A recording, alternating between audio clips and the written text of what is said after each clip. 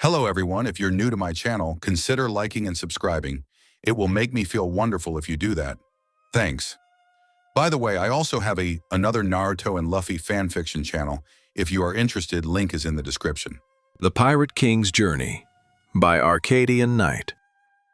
What if, instead of eating the Gomu Gomu no Mi, Luffy ate the mizu no Mi, allowing him to transform into water and control water, learned how to control haki at a young age, and knows fine swordsmanship. Join a stronger, faster, smarter, and more charming Monkey D. Luffy in his journey to becoming the king of the pirates.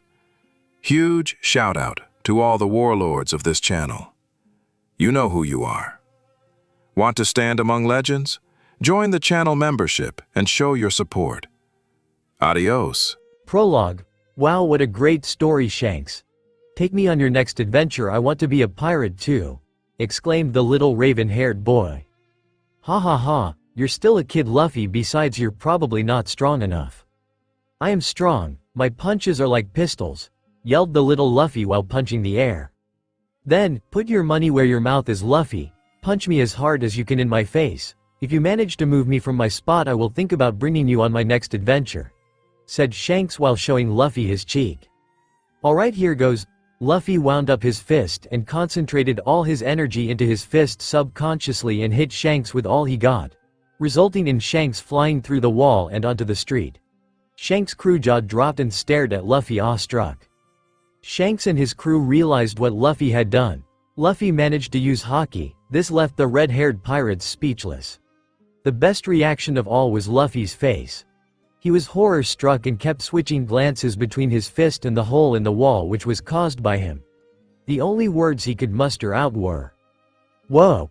Shanks got up after recovering from the surprise attack and walked to Luffy. Shanks walked up to Luffy and just casually sat down beside him. Before he got back to eating, he just casually asked this. "Nice punch. Where'd you learn to do that?" Still shocked, Luffy finally gained his composure and answered Shanks with a rather surprising answer. "I don't know, I think I just focused my energy and emotions into my fist and just punched you," said Luffy with a stuttering voice. Shanks immediately realized that what Luffy had used was the Busashoku haki.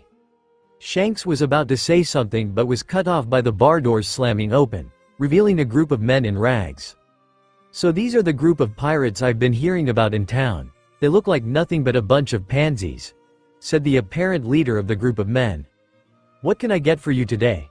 Makino asked, not seeming to be intimidated by the men. "We are bandits, we didn't come here to trash your bar. All we want are about 10 barrels of sake, please." "Well, I'm sorry, but it looks like me and my crew have drunk this bar dry. I still have this bottle of rum that hasn't been opened if you would like it," said Shanks while offering the bottle to the bandit. The bandit looked at Shanks with a dirty look. He was not very pleased to hear that this group of low-life pirates had taken the sake that they wanted. The bandit reached for the bottle that Shanks offered him, and instead of taking it he smashed it, which spilled all over Shanks and the floor. "I am a wanted man worth 8 million belly, don't take me lightly." Shanks' emotion was covered by his eyes. A few seconds had gone by and by this time everyone was waiting for his reaction. After a few seconds, which felt like hours, Shanks replied, "Well, look what you've done. Now the floor is wet. Sorry about that, Makino." Luffy was clearly upset and was shaking angrily at his friend being mistreated. Trying not to blurt anything out, he was clenching his teeth and just giving the meanest stare he could to the bandit, which was oddly cute coming from the little boy. The bandit drew his sword and slashed at the counter, shattering plates and sending Shanks to the floor. At this point Luffy was about to snap and attack the bandit with every fiber of his being but was unable to as the bandit already left. Luffy was now focused on the red-haired captain lying on the ground with his straw hat covering his eyes.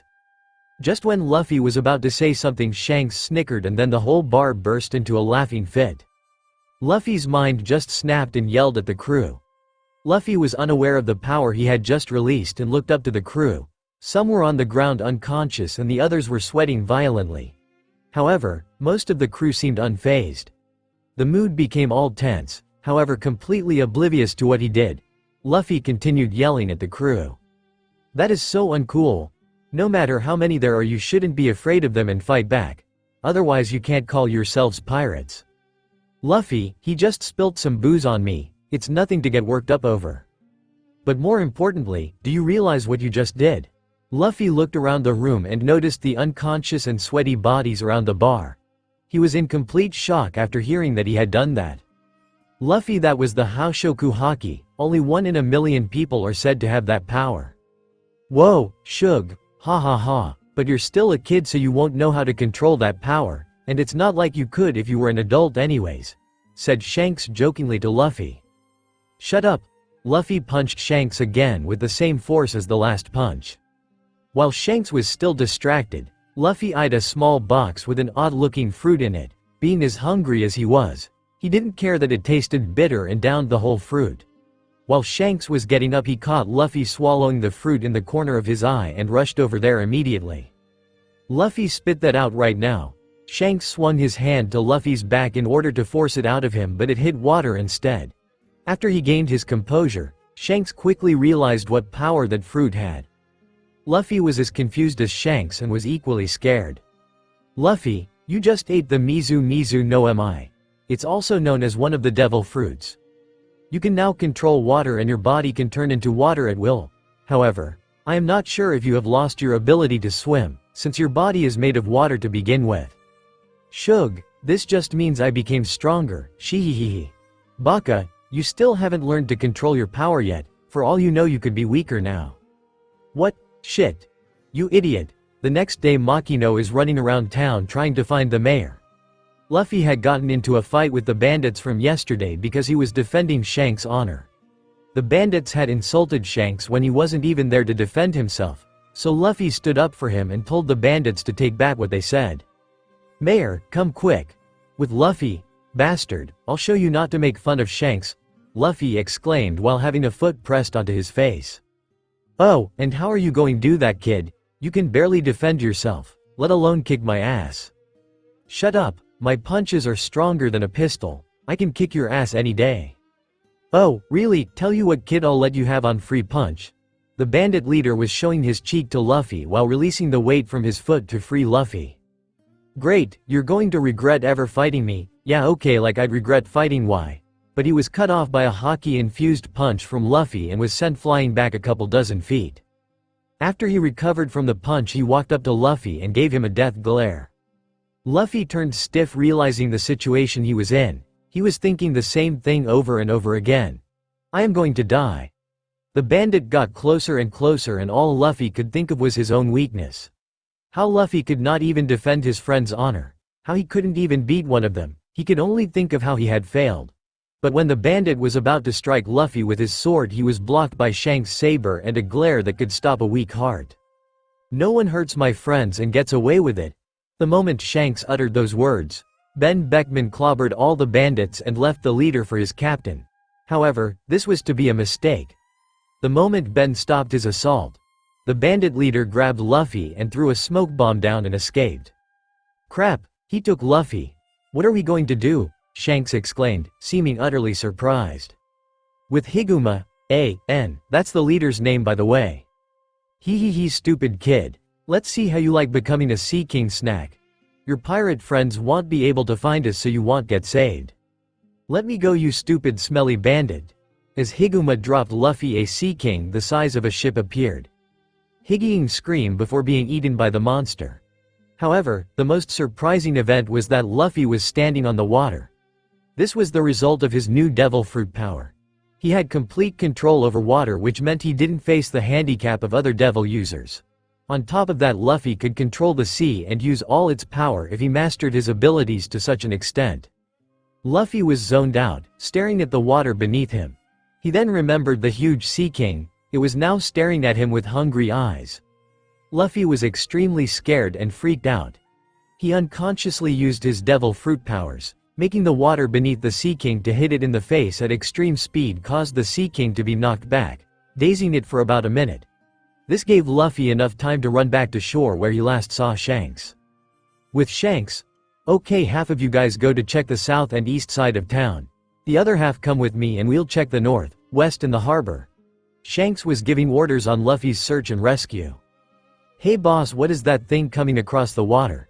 said Lucky Roo while pointing out to sea. Huh, that looks like a boy. Wait a minute, that's Luffy. He's running on the water. Shanks just looked at the boy with wide eyes. He had been surprised so many times the past few days that he would believe if someone told him they built a device that can do math for them. A computer. This boy had amazed him. After staring at Luffy for several seconds, he saw a dark, shadowy figure right behind Luffy getting bigger and bigger. He then quickly realized it was a Sea King trying to make a snack out of his little friend. Immediately Shanks drew his sword and went to strike down the Sea King. In a motion that was unnoticeable by the eye, he cut the Sea King's mouth. The Sea King fainted from shock and the fact that Shanks also realized a wave of Haoshoku Haki which made the Sea King flee in terror like a crying newborn before being knocked out. I almost thought I'd lost you there. You're really something, Luffy. Doing things most people couldn't even hope of doing. Luffy was crying hysterically while in Shanks' embrace and was extremely glad to be alive and well. Later that evening, Shanks and his crew were getting ready to leave, stocking up on supplies, food and water for their return trip to the Grand Line. Luffy was saying his last goodbyes to his friends. Hey Shanks, I've decided not to ask to come on adventures with you anymore. I'm going to make my own crew and go out to sea myself, exclaimed the little boy with a happy expression. Shanks stuck his tongue out and jokingly said, like I'd take you anyways, you're still too weak and still a kid. Luffy was now angry and just yelled, I'll become stronger than you, I'll find my own crew that's better than yours, and I'll find the greatest treasure in the world and become Pirate King. Oh, then I guess you'll need this to help you, Shanks said while putting his most treasured straw hat onto Luffy's head. Luffy was now crying under the shadow of the straw hat. He didn't want Shanks to go. He was one of the only friends he had and there would always be a void in his heart until they reunited. Well, I've been thinking about this for quite a while now. If you are going to become the Pirate King, I guess you will need special training, and who a better guy to train you than your old pal Shanks, he. Luffy was speechless. He was so overjoyed with happiness that he jumped up and hugged Shanks without a second thought.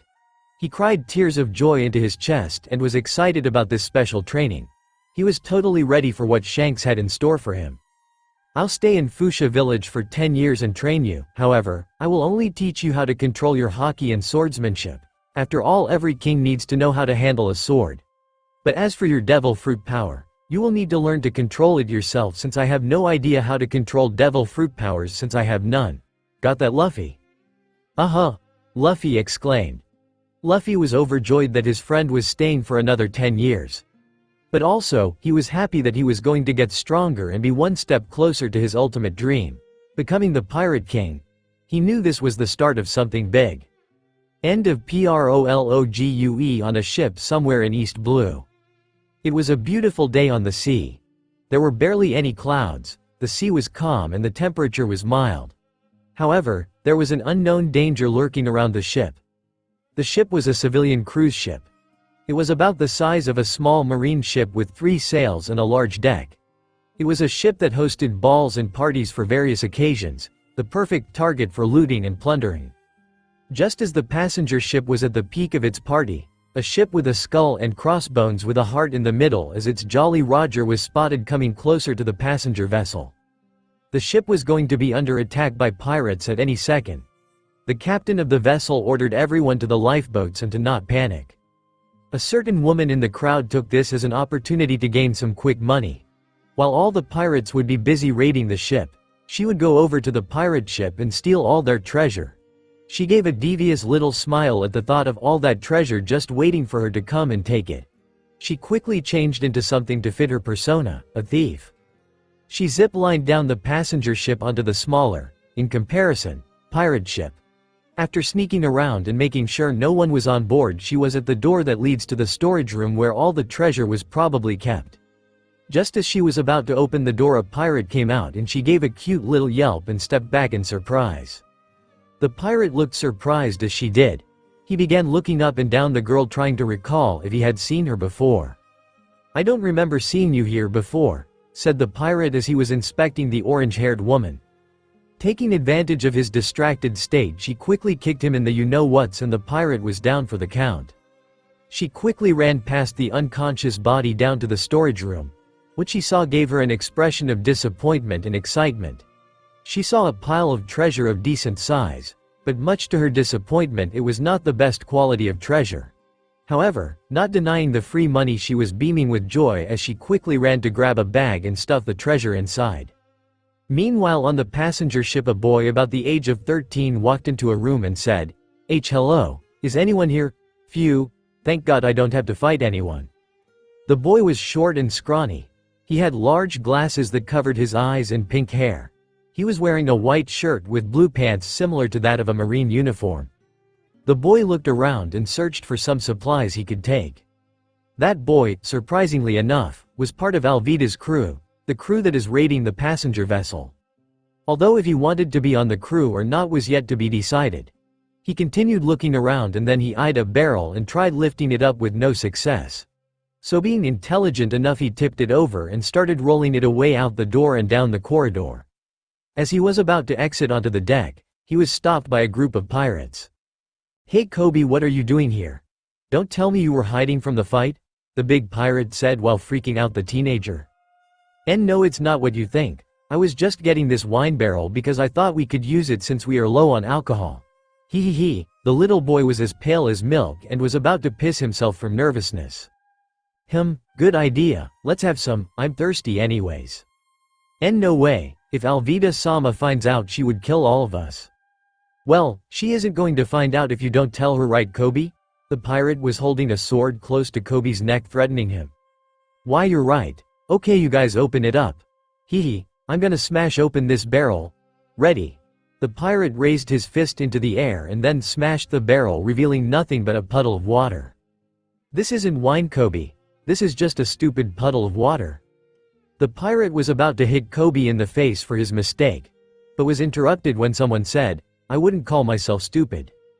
The pirate forgot about Kobe momentarily and looked around to find who had spoken those words. He was confused for several moments, then decided to look down at the puddle because that was the only place he hadn't looked. His expression was priceless.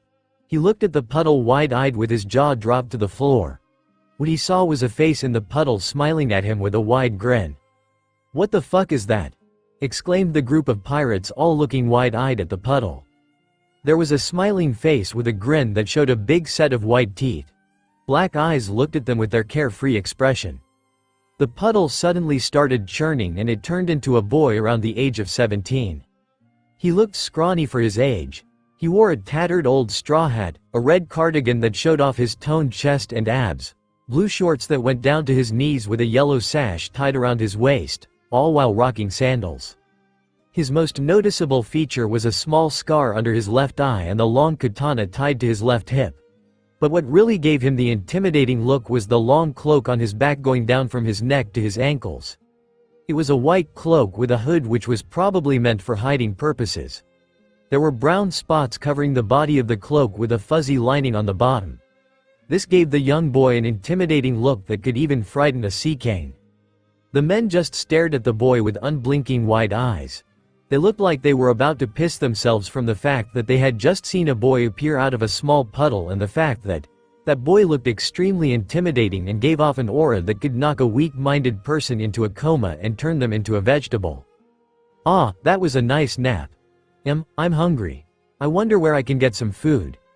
The 17-year-old was looking around for some food before he was interrupted by the pirates. Hey, don't just ignore us, who are you? The pirates exclaimed while holding out their swords. Me? I'm Luffy. Okay, prepare to. Hey, I'm hungry. Do you have any food?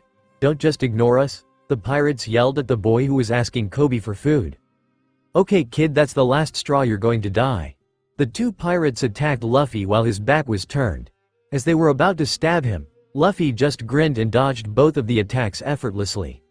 As the pirates stumbled after losing their balance from the disappearing boy, who just stepped to the side, Luffy reached for his katana and with a movement that couldn't be seen by a normal person he cut the pirates' swords in half, leaving them defenseless.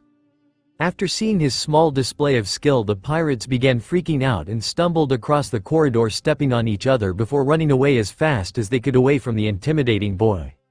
Man, what's their problem, attacking someone right after their nap? Kobe was the only one didn't run away and just stared at the 17-year-old with a look of admiration. Kobe was both amazed and terrified of the older boy. Kobe was trying to gain his composure and managed to muster out a question. "Who are you?" asked the little pink-haired boy. Me. I'm Monkey D. Luffy, pleased to meet you," he said while holding his hand out for a handshake. "And nice to meet you Luffy, I'm Kobe," said the little boy nervously trying to make his words audible. "Hey Kobe, say, you wouldn't know where I could get something to eat would you?" Luffy asked while holding his hand to his stomach, making the point that he is hungry. I guess there could be some food in the storage, follow me." "Cool, thanks Kobe," said the happy Luffy. They walked for about a minute until they reached a dark room with an opening in the middle. Luffy walked over and peeked over the edge. His mouth then started pouring with drool once he saw all the food that was just sitting there, waiting to be eaten.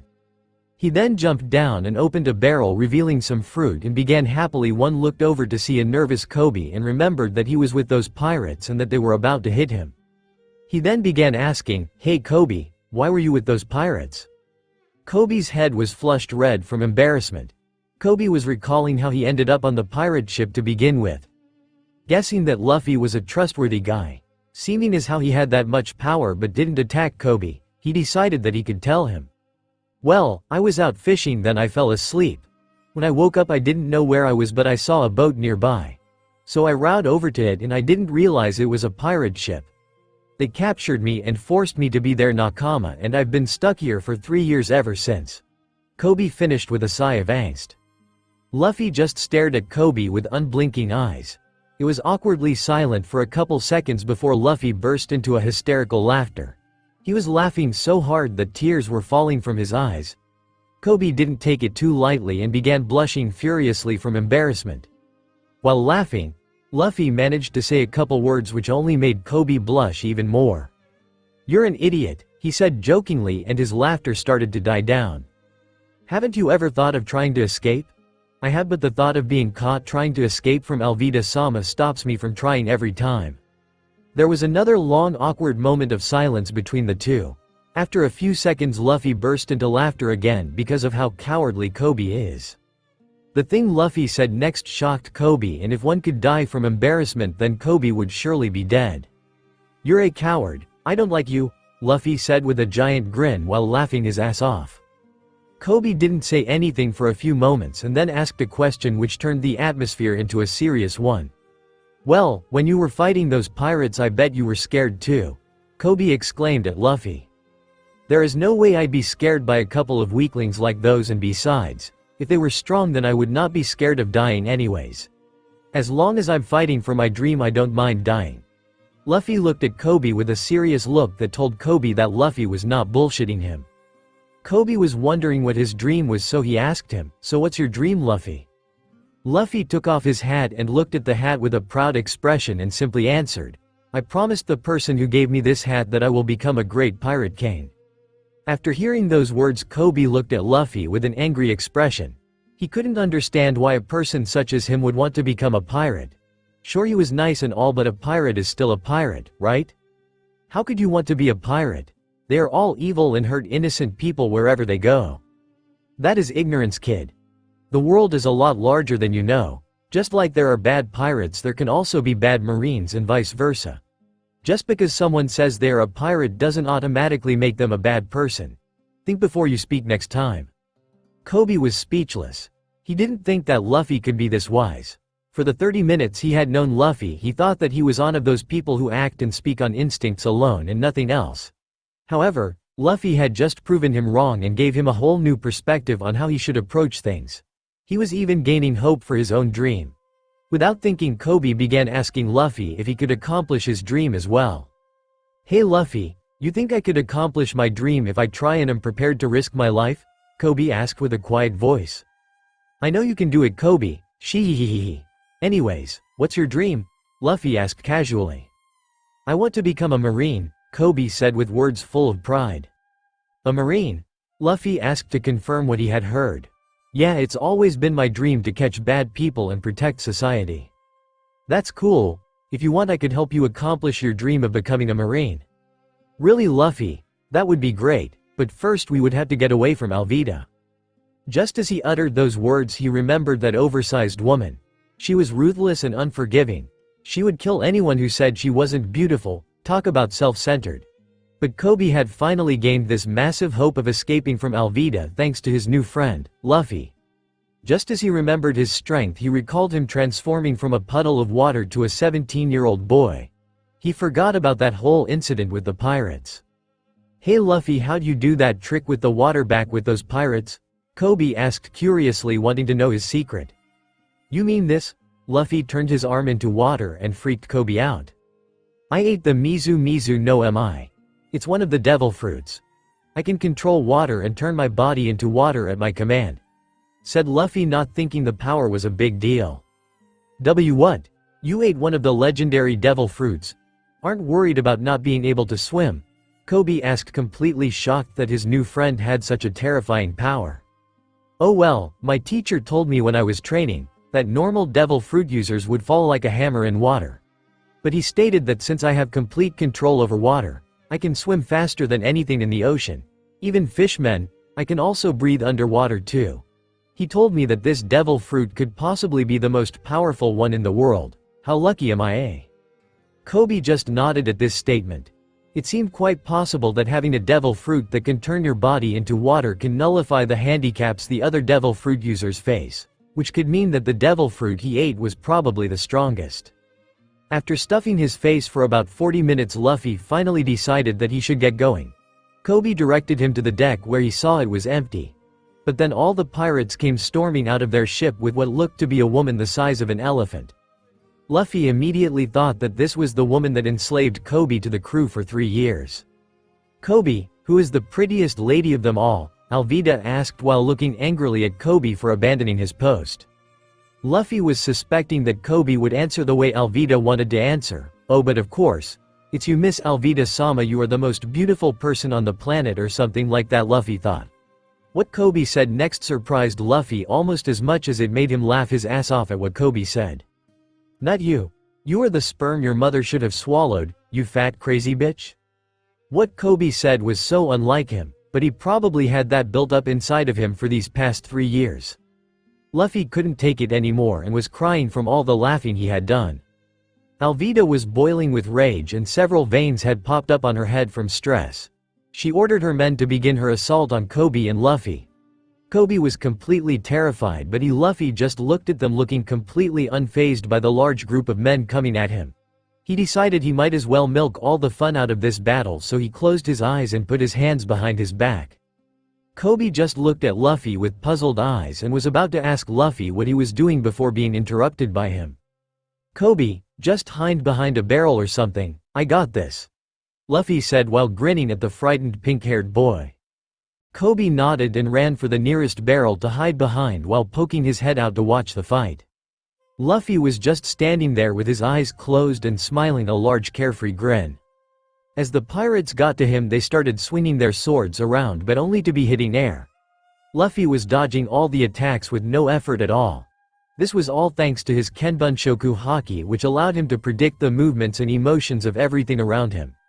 After Luffy was done toying around with the pirates, they were all exhausted from their relentless assault, while Luffy just stared at them with a bored expression.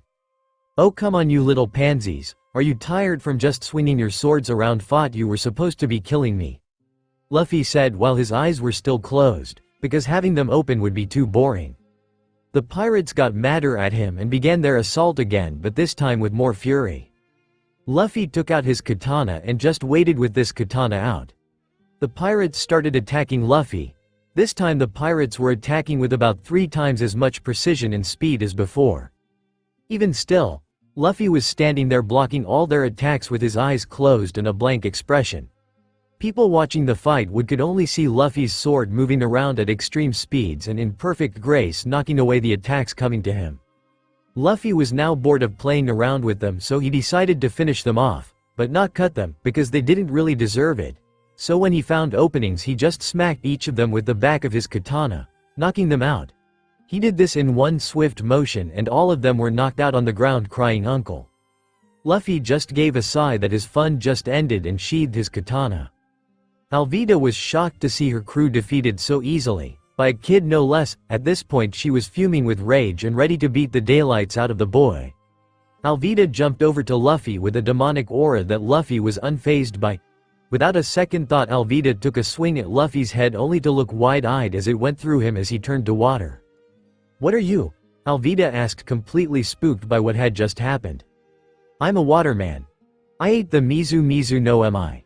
Luffy demonstrated by turning his arm into water.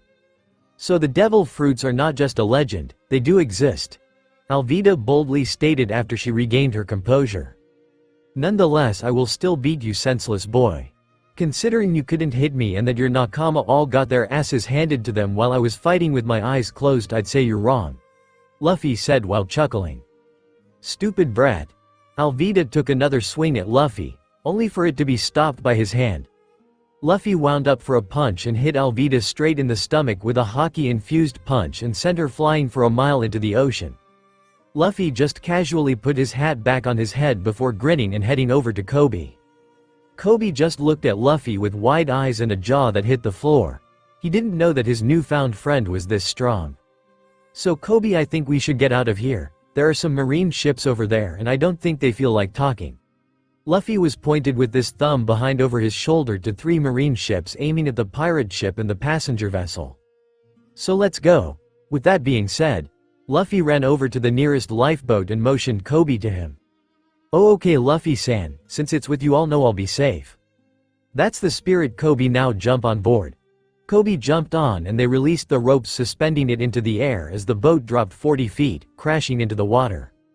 As the boat crashed into the water, it surprised a certain orange-haired girl that was securing the gold to her little boat. She let out a small yelp as she looked at the person who caused it. Their eyes met and time seemed to have stopped for a couple seconds before everything went back to normal. However, the girl didn't notice a cannonball coming towards her. When she did notice, however, it was about 30 feet from hitting her directly.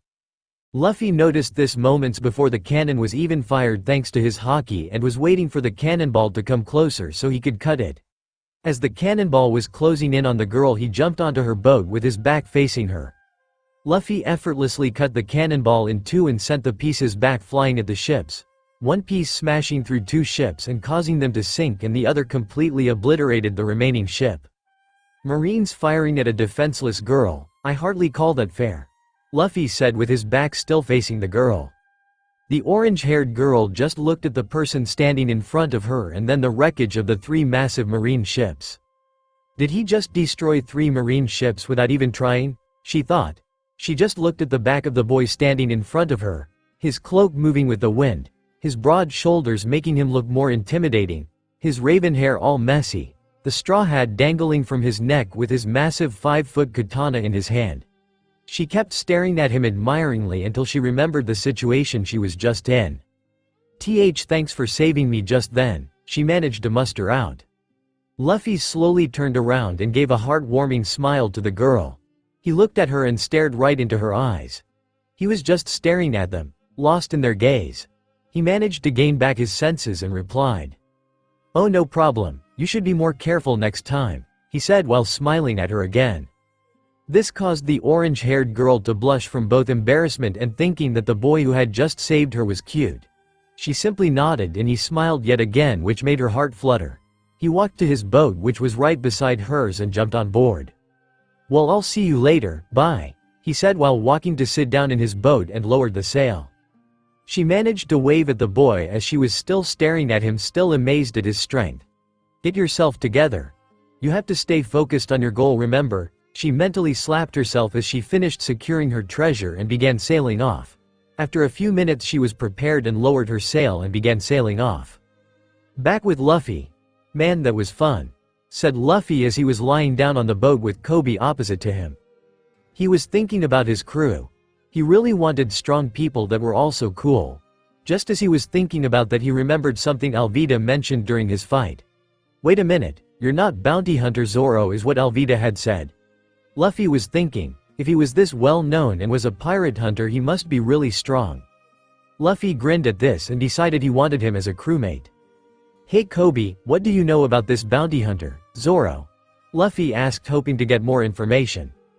"He's a beast that can take down any pirates in his path. He is the most feared bounty hunter in the East Blue," exclaimed Kobe, surprised at Luffy's question. "Yosh, he sounds pretty strong. I decided that he's gonna be my first crewmate, shihihi." exclaimed Luffy with a wide grin, happy that he's found his first crewmate. What, you can't be serious.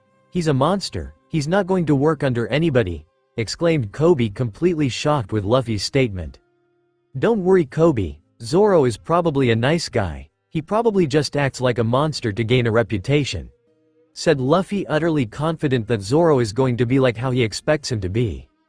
Kobe didn't reply because he knew that Luffy wouldn't change his mind now. He just simply replied with a question. So how are you going to find him? We're lost. Luffy just dunked his hand into the water and closed his eyes while concentrating. He then took his hand out and smiled at Kobe. There is an island about a mile that way from here. We could stock up and ask for directions there. Maybe there is a marine base and you could join them. Sheehehe. Luffy said to Kobe, knowing that that was his dream. Kobe smiled and nodded while adjusting the sail and rudder, pointing them to that direction. Luffy did something that surprised Kobe. With a quick motion of Luffy's hand, he formed a fast current and they were rocketing towards the island at about 100 miles per hour. Kobe was holding onto the boat for dear life while Luffy was just laughing like a maniac. Soon they reached the island and docked on shore. Luffy and Kobe were strolling around town when Luffy asked Kobe, "Hey, do you think these guys have heard of Zoro?" Everyone in the area looked shocked and just gave Luffy and Kobe looks of surprise and terror. "I guess that's a yes," Luffy said while grinning at the town's shenanigans. A marine base under the command of Captain Morgan. Again, the town had the same reaction as when Luffy mentioned Zoro's name. That's odd, I could understand them being scared of Zoro, but why a marine captain? Kobe said, looking genuinely confused. Remember Kobe, like I said before, just like there are bad pirates, there are bad marine. There is a possibility that Captain Morgan is an evil man but flying under the marine flag. Luffy said wisely. Kobe just nodded and they continued walking until they came up to a huge wall. On the other side of the wall was a giant marine base that took up 2/3 of the small island. There was a clearing and in the center was a cross with a man hung to it. The man had a drag black-green bandana, a white t-shirt with a green sash around his waist. From the looks of it, he was tied up for quite some time now, as his clothes were dirty and worn out. That's him, the pirate hunter, Roronoa Zoro, said Kobe with a fearful voice. He's all tied up, I know, I'll just go over there and release him. He'll definitely be my nakama if I do that. Sheehehe. Luffy was grinning at the idea of him joining his crew and was excited. But if you untie him he'll kill you. Kobe was shocked that his wise friend was this carefree and made such rash decisions. Don't worry Kobe, I'm strong. Luffy gave him a blank stare. He was dead serious in releasing him. But just as Luffy was about to go and release Zoro, a ladder plopped beside them. A little girl climbed up and signaled them to be quiet by putting a finger up to her lips.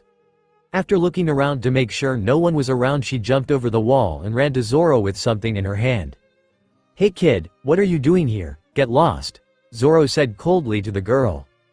I thought you were hungry, so I made some onigiri with all my heart, she said while holding the rice balls out with a warm smile. You better get out of here kid, if the Marines catch you then they'll kill you, Zoro said with concern in his voice. Just as he said that, a group of Marines came walking through the gate with a man in a suit walking in the middle. Scaring little girls now, are we Zoro? Asked the man in the suit. He walked over to the little girl and just looked at her.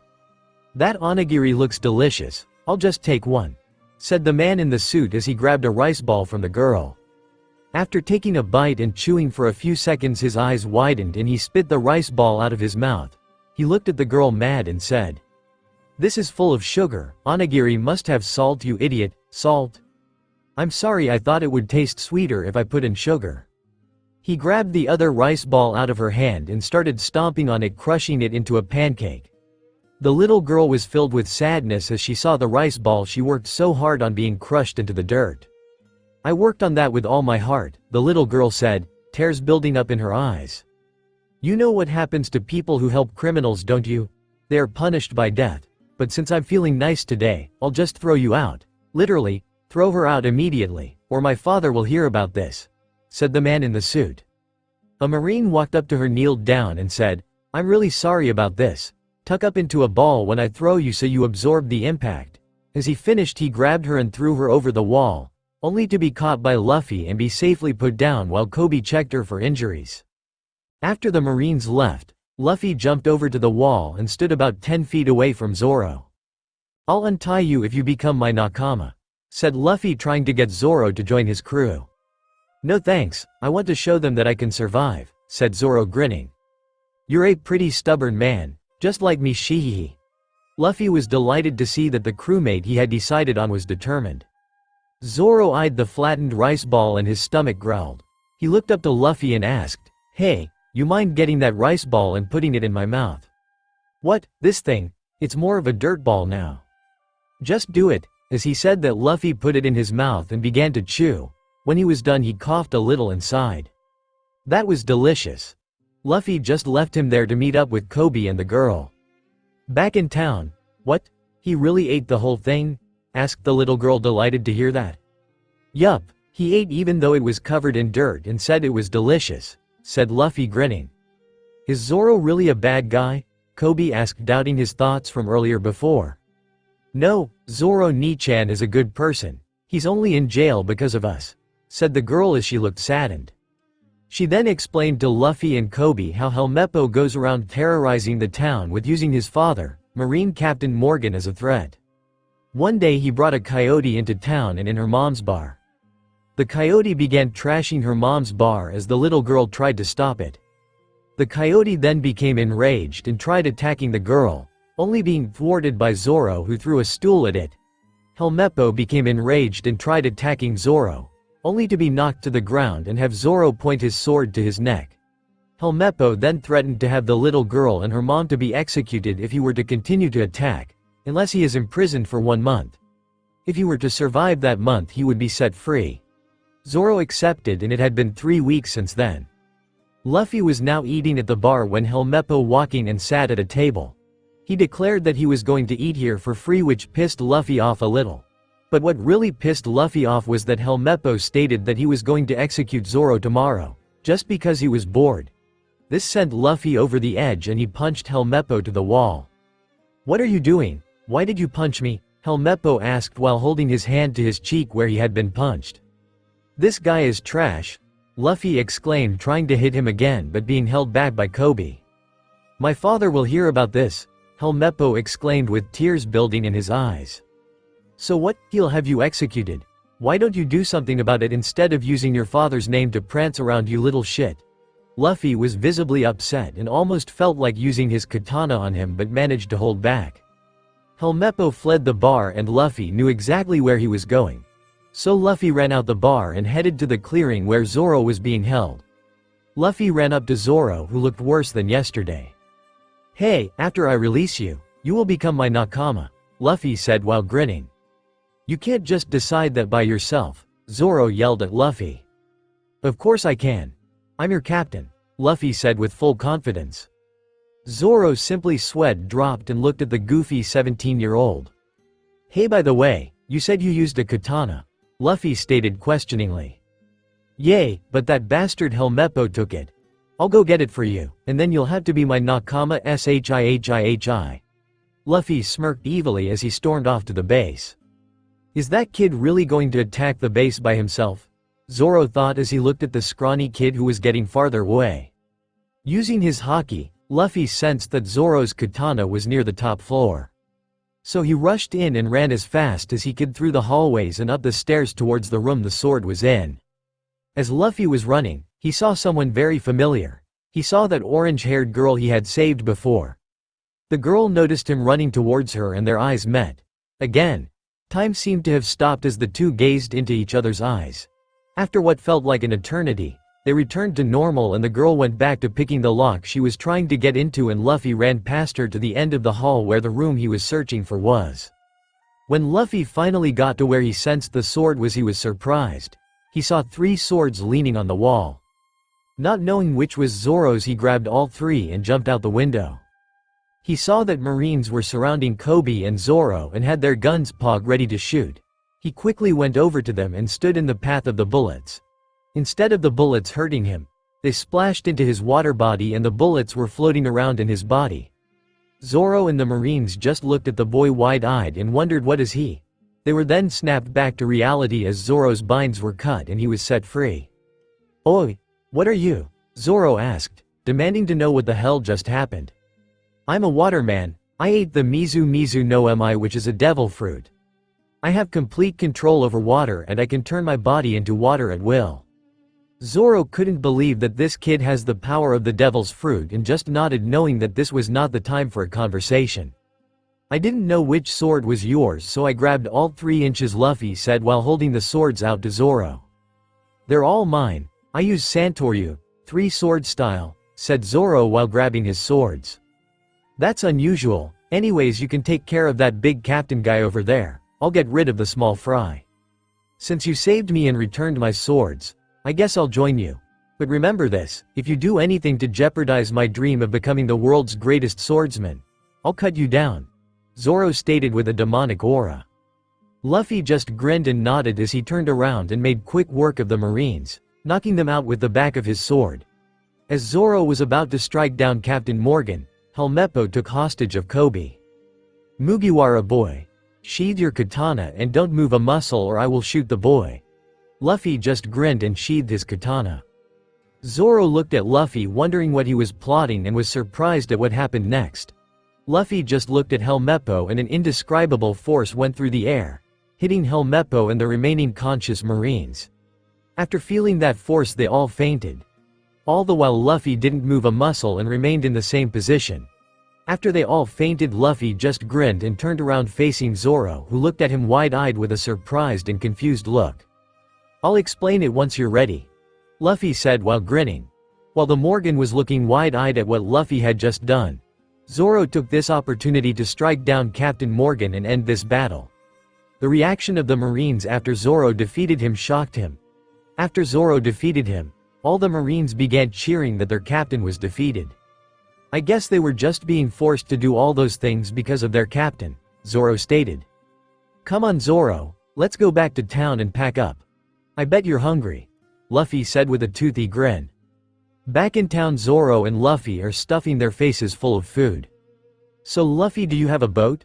Zoro asked before drinking down some beer. "It's out in the harbor. It's small right now, but we'll get a huge one," Luffy said, imagining the huge ship he wanted. "Ha ha ha ha, and how do you plan on doing that?" Zoro said, laughing at Luffy's lack of planning. "I don't know, we'll figure that out later, shehehe." Just as they were enjoying themselves, Marines walked into the bar. They looked pretty serious and had more reinforcements outside just in case if things got ugly. One Marine walked up, who looked like the commanding officer. "Is it true that you are pirates?" the Marine asked with a serious tone. "Yea, we're pirates. We are grateful that you saved us from Morgan, but we are Marines and must live out our duty of catching pirates. However, instead of capturing you, we simply ask you to leave," said the Marine, feeling somewhat guilty that they had to do this. The townspeople in the bar and outside were complaining that their saviors were being asked to leave and mistreated. However, Luffy didn't care and nodded to Zoro and started to pack up and grab some food for the journey. He thanked the little girl's mom for the food and made his way to the door. He then remembered something. This was a good chance for Kobe to live up to his dream. So he walked up to the Marines and said, "Hey, see that little pink-haired boy over there? He wants to be a Marine. Mind giving him a job?" said Luffy, grinning at the Marine. The Marine nodded and walked up to Kobe. Kobe was shocked that Luffy just asked him that. He knew that being a Marine was Kobe's dream and he was about to fulfill his dream. "So little boy, you want to be a Marine, do you?" the Marine said with an intense gaze. Kobe simply nodded. "Well then, you'll start with simple jobs such as cleaning, work your way up. I'm sure you will be a fine Marine." Kobe felt like he had died and gone to heaven. He was so happy that he finally accomplished his lifelong dream, and it was all thanks to Luffy. He felt like he was indebted to Luffy and was always going to be friend with him. As he looked up, he saw Luffy smirking and walked out of the bar with Zoro. As Luffy and Zoro were sailing out of the harbor, they heard the Marines. "Men, salute," the Marine said as all the men saluted. Luffy just gave a toothy grin and waved back like a maniac. "See ya," is what Luffy said as him and Zoro were leaving their sight. This was an awesome start to my adventure, is all Luffy could think of as they continued sailing to wherever the sea would take them. Somewhere in the East Blue. Luffy and Zoro have left the town and are now aimlessly drifting out at sea. Luffy is sitting across from Zoro with a bored expression on his face. They are both quiet until Zoro asks, "When are we going to reach the next island?" Luffy dunked his hand into the water and concentrated for a few seconds. When he was done, he took his hand out of the water and said, "I can't feel any islands near here. I'm guessing we're pretty far from land." "That's a neat trick you got there. That devil fruit seems pretty handy," Zoro said, smirking. "Yay, it has a few useful tricks for sailing. There are probably a lot more I haven't figured out how to use yet though. Anyways, I'm pretty hungry and we barely have any food left." Luffy pouted while his stomach growled. "Well, that's your fault for eating most of it when we sailed out," said Zoro in an annoyed tone. "Whatever, we have the sea. I can just grab some fish and we can have sushi." Sheehy. Luffy was now happy thinking of all the fish he would be eating soon. "Oh, and how are you going to do that? We don't have fishing poles," yelled Zoro, who seemed very irritated at Luffy's carefree attitude. "Calm down there, Zoro. I'll just get the attention of some fish." Without waiting for a smartass remark from Zoro, Luffy dunked his head into the water and was looking around. Luffy then caught sight of a fish and began yelling at it underwater. Surprisingly, the fish could understand Luffy and swam up to him. Luffy wasn't surprised at all that the fish could understand him and just asked it to get some seaweed. The fish nodded obligingly and swam down. He returned with a mouth full of seaweed and Luffy nodded and thanked it. However, the fish didn't know that Luffy was making sushi and still needed a fish. So he reached for the fish and plopped it onto the boat. Poor fish. Zoro was completely shocked that Luffy was able to get a fish and seaweed in the middle of the ocean without a fishing pole. Zoro shrugged it off as Luffy placed the seaweed on the deck. He placed the fish onto the seaweed and swiftly cut the fish into equal pieces and rolled them up in the seaweed. He handed Zoro the sushi and he happily took it. As they were about to begin eating, Luffy caught sight of a bird flying above them. "Hey Zoro, you can have the sushi. I want some meat and that bird up there looks pretty tasty." Luffy grinned at Zoro and walked to the back of the boat. "What are you going to mizu no catapult do?" Zoro just looked at Luffy, who was flying straight towards the bird. Luffy used his devil fruit powers to shoot water at the back of the boat to catapult him to the bird. Zoro was now trying to make out if Luffy had made it to the bird. Just as when he caught sight of him, Luffy was screaming for help. He looked closer and Luffy was caught in the bird's beak. Zoro's sweat dropped as he began complaining and started rowing in the direction of the screaming Luffy and the bird. While he was rowing, he noticed a group of men floating in his path. He heard them yelling for help, but Zoro wasn't planning on stopping anytime soon for fear of losing sight of his captain. So instead of stopping, he just yelled at them to grab on and hope they don't get run over. Luckily they managed to get on, but their oars changed to more demonic ones. The group of men told Zoro that they were pirates and they were going to take over this boat. Zoro looked over at them annoyed and kinda pissed. Hee, we're sorry, we had no idea that you were the pirate hunter Zoro," the group of pirates said with their faces covered in bumps and bruises from the beating they had just gotten. "You idiots made me lose sight of my friend, so get rowing," yelled Zoro, trying to intimidate them so they would do their work faster. Back with Luffy, Luffy was still hanging by his head in the beak of the giant bird and looked pretty mad at the situation he was in. He didn't want to use his powers because he might harm the bird, so he just waited to see where it would take him. However, his train of thought was interrupted as a cannonball flew through the air and hit the bird square in the chest. The bird let out a scream which caused it to loosen its grip on Luffy. Luffy took this opportunity and jumped out, hurling towards the ground. Much to his luck, there was a town in the direction he was falling. Grinning and laughing maniacally, he was happy that he found a town and probably a new adventure. After a few moments, he came crashing down in the middle of a street. After a few moments, Luffy stood up from the smoke and rubble and sighed with relief. "That was a fun trip, but I'm glad to be back on the ground now, ha ha ha," Luffy said while he didn't notice some onlookers. There were 3 pirates chasing a certain orange-haired girl but had stopped dead in their tracks once Luffy fell through the sky and crashed between them and the girl. The pirates were all thinking the same thing. There is no way someone would survive a fall from that high. But much to their surprise, Luffy just stood up out of the ground laughing like a maniac. The girl looked at the figure emerging from the dust and immediately recognized the person. It's that boy that saved me back when I almost got killed by a cannonball, she thought. She immediately thought up a plan and stood behind the boy and poked him to get his attention. Luffy turned around and once again met her eyes. But this time he saw that her eyes were fearful and she needed help. Luffy already knew what she was going to ask but asked her anyways. "Hey, you're that girl I saved back at Alvida's ship," Luffy said, trying to sound surprised. "So what is it?" Luffy asked with a toothy grin which made the girl smile back in return. "Well, you see, these guys were chasing me and almost caught up to me before you came. Could you stop those guys that are chasing me?" she said while pointing to the 3 pirates that still looked shocked at the boy who survived the fall. "Is that all? Just stand behind me and don't move, I'll take care of those clowns," Luffy said with a smile and an expression of utmost confidence. As he said that, the pirates became angry at the insult they just received. Without further question they charged him and tried slashing him with their swords, only to be stopped by Luffy's katana. Luffy grinned and sheathed his katana. A split second after he sheathed it, he wound up his fist and punched all 3 of the pirates in the face, knocking them all out. Remembering the person who was behind him, he turned around and made sure she was safe. After a quick glance he sighed in relief to see that she wasn't hurt. But just to make sure he asked, "Hey, are you hurt? If so, then I guess I could beat these guys up some more if you want," he said with concern in his voice. She responded with a giggle and said, "No, it's okay, I'm fine." "You're really strong. How would you like to join me?" the girl asked, thinking that having someone as strong as him would be good for her goal. "I have no reason to join you, so no." Luffy began walking away as the girl tried to run up and catch up to him. What was I doing again?" As Luffy asked that, his stomach grumbled and he fell to his knees in agony. "Now I remember, I'm hungry," Luffy cried in a whiny tone and was slumping on the ground from hunger.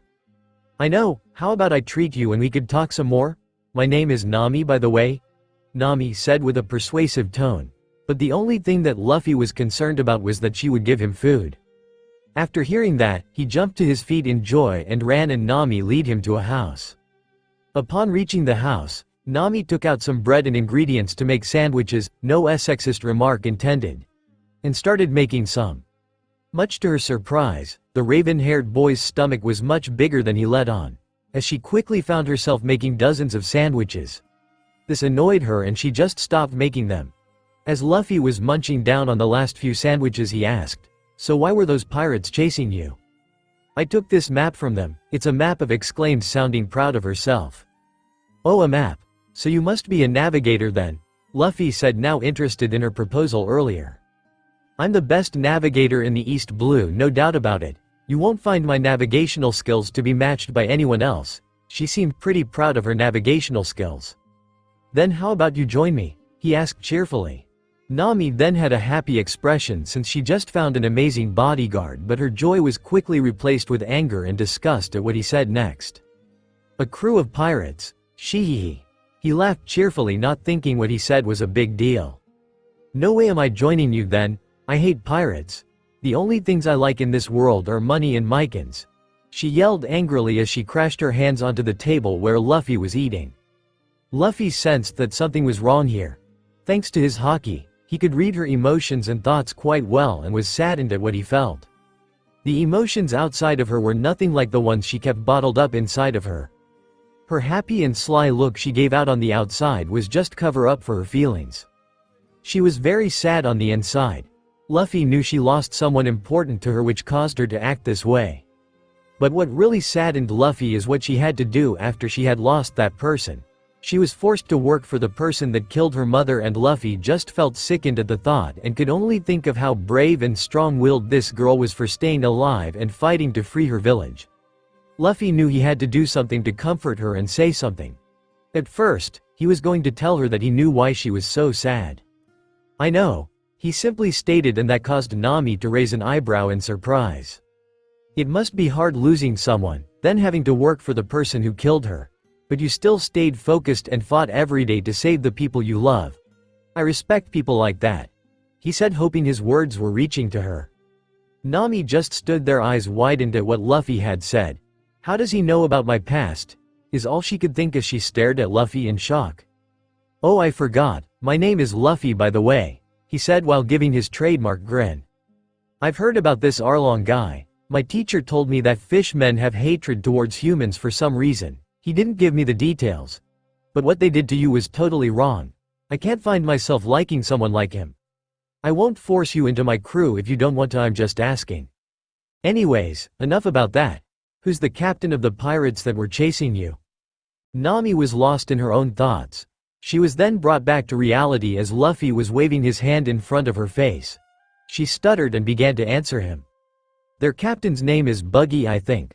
Luffy's eyes widened a little as he heard her say that name. He remembered the stories Shanks had told him about how he and Buggy were both pirate apprentices on the Pirate King's ship. He then started to smirk, remembering that Shanks always made fun of his funny nose when they were young. Shanks had told Luffy that once he saw it, he would not be able to hold in his laughter. But then, Shanks had told him that he formed his own pirate crew and begun harming people and was a ruthless pirate who showed no mercy, a completely different person from when he knew him. Yay, I heard about Buggy, he's a pretty mean guy. Yay, but he has a lot of treasure that is just waiting to be stolen by me, she said, trailing off thinking about all the gold. You're a thief? Luffy asked, surprised. I steal from pirates, she yelled in her defense. But a thief is still a thief, he stated truthfully. Anyways, how about we make a deal? I'll help you get Buggy's treasure, and in return, how would you like joining my pirate crew? He asked, hoping for a yes. Oh, and before you make your decision, here is a little advice. Just because I say I'm a pirate doesn't make me a bad person. But I guess I'll let you be the judge of that, Luffy said, leaving Nami to her thoughts. Nami was thinking hard about this. If I go with him, he will get me closer to reaching my goal, but I would be joining a pirate crew. But he doesn't seem like a bad person, and besides he knows my situation anyways, and I could tell he was speaking the truth about what he said earlier. He had saved me before, so I guess I can trust him for now. She then blushed a little, remembering what he did for her back at Alvida's ship. She had made up her mind and decided to go along with his plan for now. Okay, I'll accept. So what is the plan? How are we going to steal his treasure? It's easy, just say that I'm your old boss and then tie me up. Bring me to Buggy and say that you're tired of working for me and you betrayed me, and ask to join his crew. Then while everyone is distracted, you have the chance to sneak in and steal their treasure, Luffy said with a grin. Nami was speechless. She liked the idea of the plan. In fact, it was flawless, except the fact that he would be tied up and at the mercy of a bunch of pirates. Feeling concerned for him, she asked, what about you? You will be tied up and those pirates could kill you, she stated with a serious concern in her voice. Luffy just looked to her and smiled and said, don't worry about me, I'm strong. Remember, if I can take down 3 marine ships with ease, I can handle a couple dozen pirates. Nami just nodded as she remembered his strength, although she didn't see what he was capable of yet. Now then, let's get started, as Luffy said that he grabbed a rope and handed it to Nami. Nami nodded and began tying Luffy up with the rope, and they began walking to Buggy's encampment. At Buggy's camp, once they arrived, Nami hurled Luffy in front of the pirate crew as they all stopped what they were doing to stare at the tied up boy. Nami walked up and just eyed Buggy as he was doing the same back at her. Here is your map back. Buggy sent you, Nami said while she gave back the map. What made you change your mind, girl? Buggy snarled in an unamused tone. This is my boss. I got tired of him always putting my life in danger, so I tied him up and brought him here. My name is Nami. Let me be a part of your crew, Nami asked in a monotone voice. Buggy and his crew just stared at the woman silently for a few seconds, which to her seemed like hours. Buggy then broke the silence by bursting out into a hysterical laughter, which eased the nervousness that Nami felt. I like you, girl. You got a lot of spunk, Buggy said in between laughs. Men, we are going to have a party celebrating our newest crewmate, Nami, Buggy exclaimed while the rest of his crew cheered. Nami sighed in relief, seeing how the crew is not hostile anymore. Everyone was eating, drinking and having a grand old time. Nami was still looking for an opportunity to sneak away and steal their treasure. She then noticed Luffy, who was sitting in an uncomfortably small cage while his arms tied. She walked up to him and he just nodded to tell her that he was fine. Buggy went up to her and began laughing. This party is getting lively. Men, fire the buggy bomb, Buggy commanded as his crew cheered. Everything went silent as a short pirate was carrying a cannonball with the Buggy Pirate's Jolly Roger painted on it. The pirate rolled the buggy bomb into the cannon and rushed away. What is that? Nami asked, curious as to why they were all silent for one single cannonball to be fired. Wait and see the destructive power of my buggy bomb. Buggy snickered as he was waiting for it to be fired. The pirates then lit the fuse on the cannon and waited. Nami was tense waiting to see what they were so riled up over. Then it happened. As the cannon fired, it took out a huge line of houses and damaged surrounding houses. The damage was incredible. Nami now feared the buggy pirates more than ever and was only thinking of a way to survive. She was calmly thinking of a way to escape when Buggy turned to her and said, "Your turn to fire it." Nami was shocked and at a loss for words. All the people of this town had evacuated and that she wouldn't be harming anyone if she were to fire it. But then her entire plan went down the gutter as Buggy told his crew to aim it at Luffy. "Fire it at your old boss. You said you hated him anyways. Plus this is also a way of testing your loyalty to me," Buggy said as he placed a box of matches in her hands. Nami was now in the tightest position she had been in since 10 years ago. "If I don't shoot they will kill me, and if I do, I will kill the boy who is trying to help me and I'll be no better than these pirates." She was going to try to buy some more time but then, a pirate grabbed the box of matches out of her hand and lit it. Nami's eyes widened and without thinking she grabbed 3 batons that were hidden under her skirt, attached them together and then beat the pirate over his head to stop him. Luffy widened his eyes a little in surprise. He was impressed that she would go to so far of lengths as to not kill a life. The pirates then began attacking Nami. Nami raised her staff to block oncoming swords and then crawled away from the pirates. She then noticed that the fuse was lit and ran over to it. She put her bare hands onto the fuse to stop it, burning her hands in the process. Luffy was now enraged. Pirates were attacking this girl who risked her own life to save him. Angry that they were hurting his soon-to-be nakama, Luffy slipped through the ropes and bars by turning into water. As the pirates were about to slash at Nami, he quickly got over there and deflected all the oncoming swords that were about to hit Nami.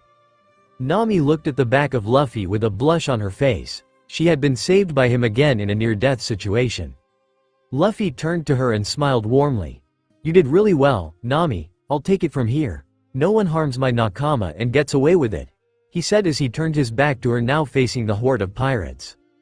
As Luffy was about to jump in, Zoro jumped in out of nowhere in front of him with a smile on his face. "Don't worry Captain, I got these small fry, and that Buggy the Clown, his bounty would provide us a lot of food don't you think?"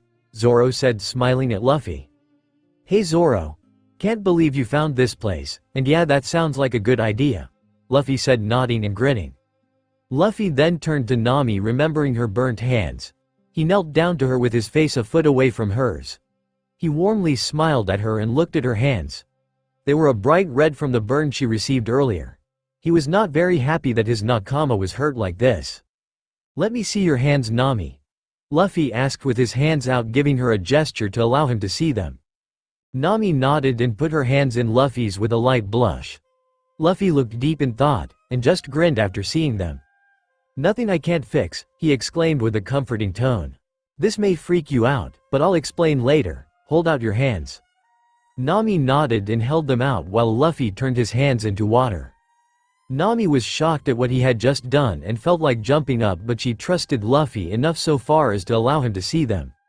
Luffy smiled at her trust and began work on her hands. He moved his water hands and touched Nami's. This touch felt soothing and relaxing to Nami as the burning feeling in her hands disappeared. Luffy then solidified his hands and just laughed a little at his work. He then grabbed Nami's hands and turned them around to show them to her. Much to her surprise, they were completely healed and looked healthier than before. "How did you?" Nami began asking Luffy but was cut off by him telling her that he will explain when she is in a safer environment. She felt a blush creep to her face at the thought of Luffy prioritizing her safety. "Luffy, did you just call that guy Zoro?" Nami asked surprised that a bounty hunter would join a pirate crew. "Yay, he's my first mate, and my only crewmate right now, unless I count you. What is up with this guy? First he saves me and destroys 3 marine ships. He saves me again from Buggy's crew. And now his first mate is pirate hunter Roronoa Zoro?" Nami was amazed at Luffy's strength and the strength of his crew, even though it was just him and Zoro. "Zoro, I'll let you handle Buggy if you want, I'll just sit back and protect Nami." "TCH, Sure thing, Luffy, Zoro said with a smirk and turned to Buggy. Zoro unsheathed his 3 katana and put the one with a white hilt in his mouth. He held the other 2 in both his hands and was preparing to attack Buggy. Zoro jumped forward and slashed Buggy into 3 pieces. Nami gasped and looked away in shock and disgust. Luffy just stared, looking unsurprised. After Zoro cut Buggy up, Luffy remembered Buggy's devil fruit power and that Zoro won't be able to win if he uses swords. Zoro didn't notice Buggy reforming behind him and was about to walk away. Buggy brought up his hand and stabbed Zoro in his sides from behind. Zoro fell to the floor grasping his new wound. While Luffy now became very upset that Buggy attacked Zoro from behind. Without thinking, Luffy yelled out, "Attacking from behind is cowardly, big nose." Buggy twitched and turned his attention towards an angry Luffy. "What did you say about my nose?" Buggy yelled in an angry tone. Luffy was just laughing and picked Nami up bridal style. Zoro was right behind them, running with his hand still on the wound to stop the bleeding. Nami was blushing furiously at the position she was in. Luffy was holding her from under her knees with one hand while his other hand was holding her back. They ran away from Buggy's camp and made it into the town and stopped to form a plan. Luffy put Nami down and noticed Zoro's state. He walked over to Zoro and knelt down. He gave Zoro a quick look of reassurance and Zoro relaxed. Luffy, instead of turning his hands into water, was controlling the blood from inside of Zoro. He quickened the blood flow so that the cut would be provided with more blood to heal. Seconds passed and the wound Zoro had began scabbing over and looked healed. "Although I healed your wound, you should get some rest, Zoro," Luffy said in a bossy tone to get Zoro to get some rest. Zoro knew there was no changing his mind, so he just shrugged it off and walked into a house and plopped onto a bed and immediately fell asleep. Luffy just grinned and walked back to Nami. Remembering what Luffy did, Nami turned to Luffy. "How did you turn your hands into water and heal our wounds?" "Oh yay, I ate the mizu no mi. I can control water and turn my body into water at will. The healing is also a part of my powers. Water is a great healer, you know," Luffy said with a toothy and cheerful grin. "What, you mean you also have devil fruit powers like Buggy? This means you can't swim anymore, right?" Nami asked, still surprised that the devil's fruit actually existed. "Oh, well, you see, normal devil fruit uses would sink like a hammer when they fall in the water, but since I am water, and I can control it, I can swim. Actually, I am faster than anything in the ocean. And I can breathe underwater. And as a bonus, people who can't use their haki can't even touch me. Sheehehe." Luffy gave his trademark grin as Nami was left with her jaw dropped on the floor. "So pretty much what you're saying is you're invincible?" Nami asked, still shocked that Luffy has this kind of power. "Well, not if people use haki on me, but I'll tell you guys about haki after we beat Buggy, and don't think I forgot about Buggy's treasure. As long as you're happy joining the crew, I don't care what I have to do." Nami nodded and decided to continue this conversation after they defeated Buggy and got his treasure. Then both Luffy and Nami noticed a dog sitting in front of a pet food store. The dog was a small white dog that was staring right back at them. "What's with this dog?" Nami asked, looking at the unmoving dog. "That dog's name is Chow Chow and he's guarding his master's pet food store," said an old man walking towards them. "Who are you, Osan?" Luffy said with his head tilted. "My name is Boodle. My name is Luffy, and this is Nami," explained Luffy. "Hey Osan, where is this dog's master?" asked Luffy. He wondered why the dog's master would just leave him alone in a town full of pirates. "Ah, well, the dog's master died 3 months ago from an illness." Mayor Boodle looked at the ground with a sad expression as he explained it to the two. "What? So this dog is probably here waiting for his master to come back," Nami suggested. "No, it's not that, Nami.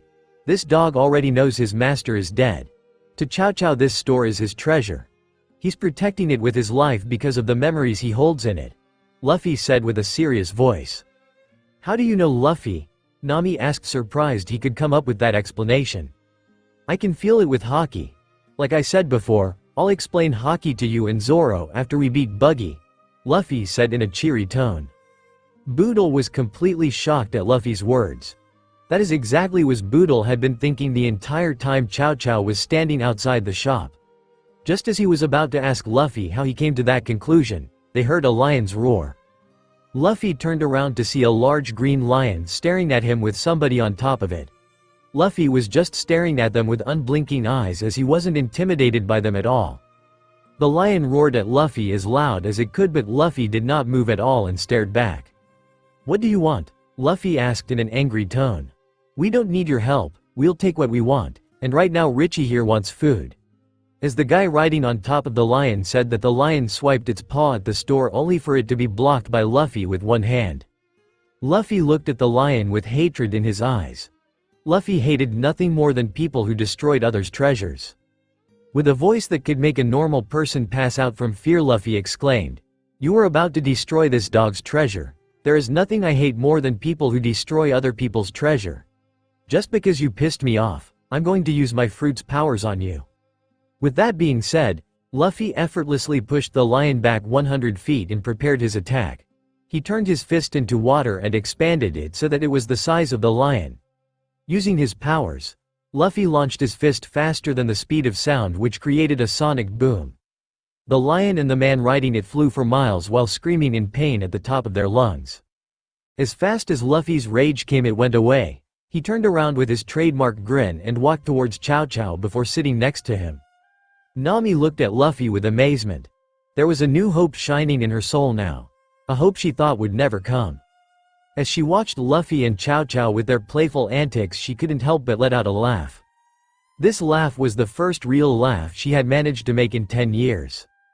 Just as Nami was about to come talk to Luffy, Luffy sensed another buggy bomb about to be fired, and this time, it was in the row of houses behind Nami. Quickly, Luffy ran to Nami. He grabbed her and pulled her into an embrace while turning so his back was facing the blast. Luffy shielded her, knowing that he couldn't turn into water because if the pieces of debris flew through him they would hit Nami. Luffy clenched his teeth in pain as pieces of metal and wood were hitting his back and creating wounds. Nami wasn't aware of the damage Luffy was taking and was blushing furiously as her head was nuzzled into Luffy's chest. Her legs felt like jelly and she would have fallen down if not for Luffy. Then suddenly Luffy began coughing and she looked up to see blood escaping his mouth. She was horrified and soon left his embrace and backed away. Luffy smiled after seeing she was okay and fell to the ground panting. Nami saw his back and looked at Luffy with a look of shock. "Did he just take all that damage for me?" she thought as she knelt down beside him. What she saw almost made her throw up. There were pieces of wood several inches into Luffy's back. He was bleeding heavily and she was terrified at the sight. Luffy just looked at the frightened Nami and gave her a warm, reassuring smile to calm her down. However, the wounds on his back were no laughing matter as he asked Nami for help. "Nami, this may be hard for you, but can you take those pieces of wood out of my back?" he asked as he stood up, dropped his cloak and cardigan and turned around to have his back facing Nami. Nami nodded and began taking a big piece of wood out of Luffy's back with a pained expression. Luffy flinched as she pulled it and other pieces out of his back. Once they were all out, Nami applied bandages to Luffy's back to stop the bleeding. Once she was finished, Luffy was sitting down and she took a seat beside him. "Why did you take all that damage?" Nami asked, feeling guilty that it was her fault he was hurt. "You would have gotten hurt if I didn't block all that debris flying at you," he said while smiling. "And besides, the lives and safety of my nakama come before my own."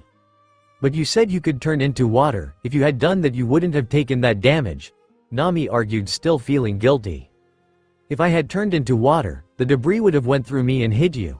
I can't let that happen, and Nami, it's not your fault. Don't worry. I've gotten injuries much worse than this," Luffy said while pounding his fist into his chest to show that he was alright. "Hey Luffy, wasn't Zoro sleeping in those houses?" Nami asked, now looking scared. "Oh yeah, he was. Damn, they probably woke him up," Luffy said while laughing. "What? I think they did more than wake him up," Nami yelled while bringing her fist down onto Luffy's head, which surprisingly made contact. How did I just hit you?" Nami asked, confused. Seems like you subconsciously use haki when you're mad. I will explain to you later. Right now let's go check on Zoro," said Luffy while getting up from his spot. They both walked over to the ruined house where Zoro was sleeping. Just as they were about to search for him, A pile of rubble moved and revealed a grumpy Zoro getting out of the pile. "Damn, they ruined my nap," growled Zoro as he walked over to Luffy and Nami. Zoro noticed the blood on Luffy's body. "Damn, what happened to you? You look in worse of a condition than me," said Zoro while staring at his wounds. "Whatever, it doesn't matter. Let's just go kick that Buggy's ass," said Luffy with his hat cover his face so Zoro or Nami couldn't read his pained expression. "Don't worry, Mayor Osan. I'll kick Buggy's ass twice as hard for ruining this town of yours. So just sit back and have some tea," said Luffy in a low, serious voice.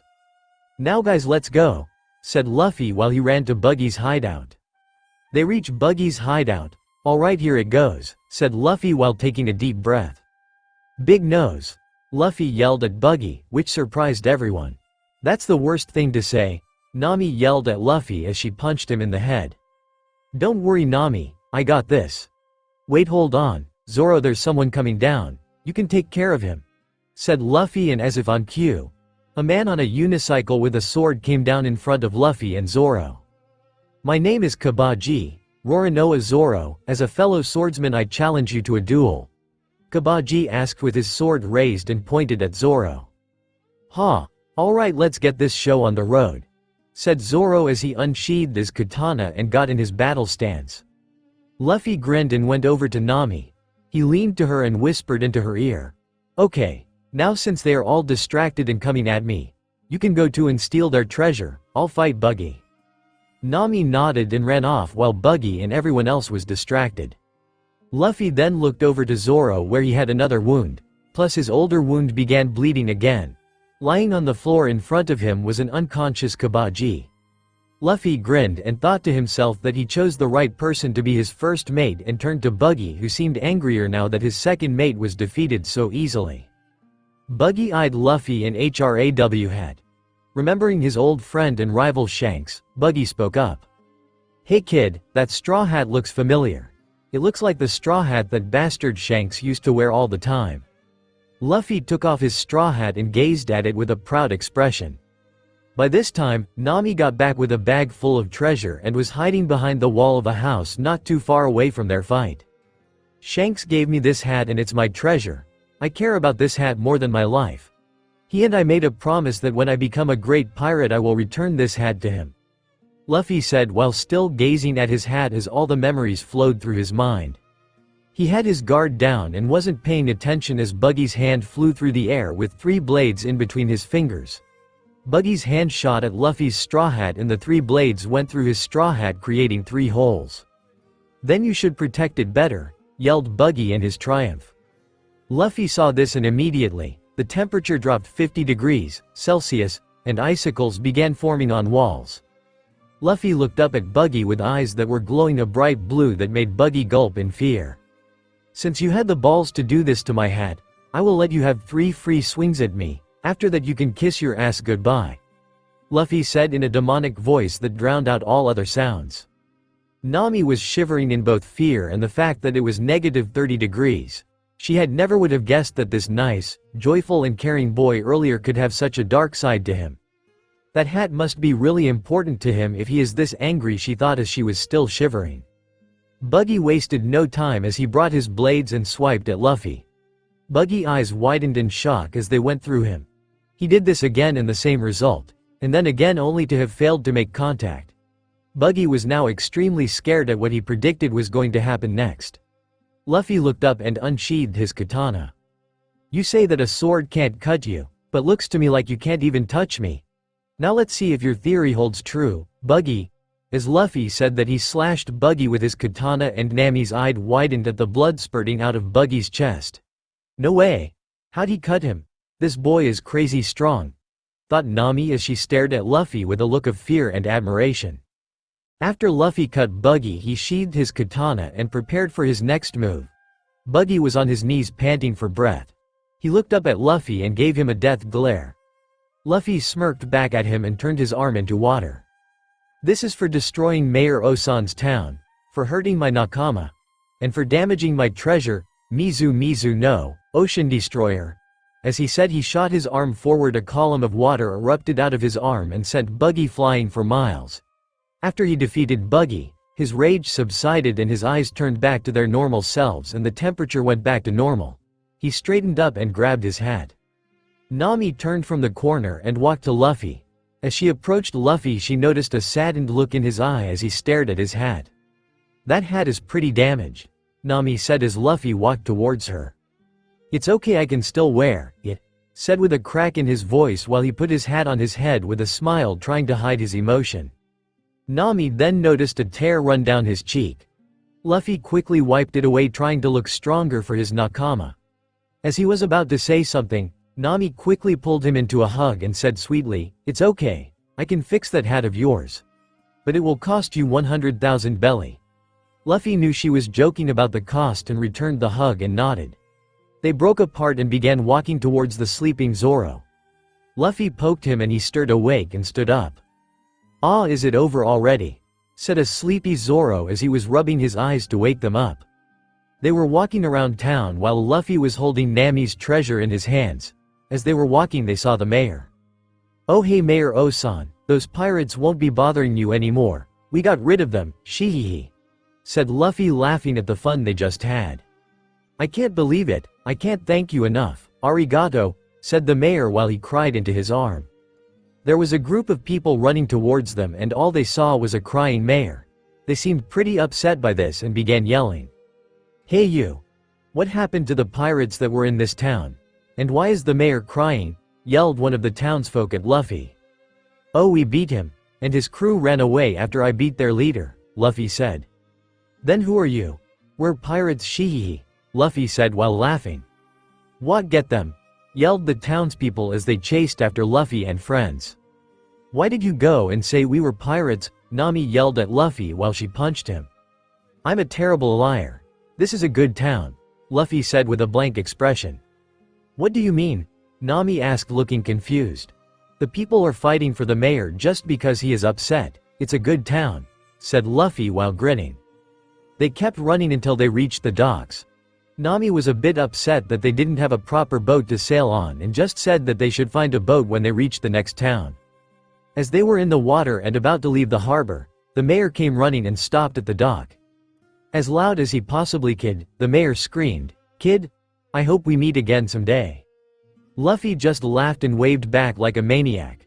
Unknown to Nami, Luffy left half of her treasure by the dock where the mayor was so they could fix their town. Luffy knew he was going to get an ass kicking for it later but shrugged it off saying it was for a good cause. They left the harbor and Luffy couldn't wait for their new adventure to begin. He had just found a new nakama and was really happy. Shortly after Luffy and friends left Orangetown. "You what?" exclaimed Nami while choking and slapping Luffy.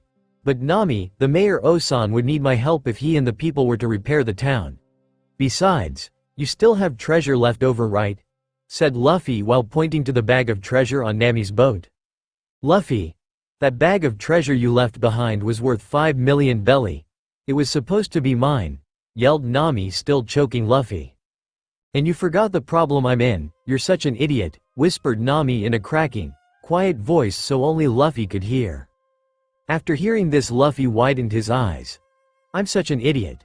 I forgot all about the problem she is facing with her village and I just gave away the treasure she needs. I need to apologize," Luffy thought. Before Nami could do anything, Luffy walked up to her.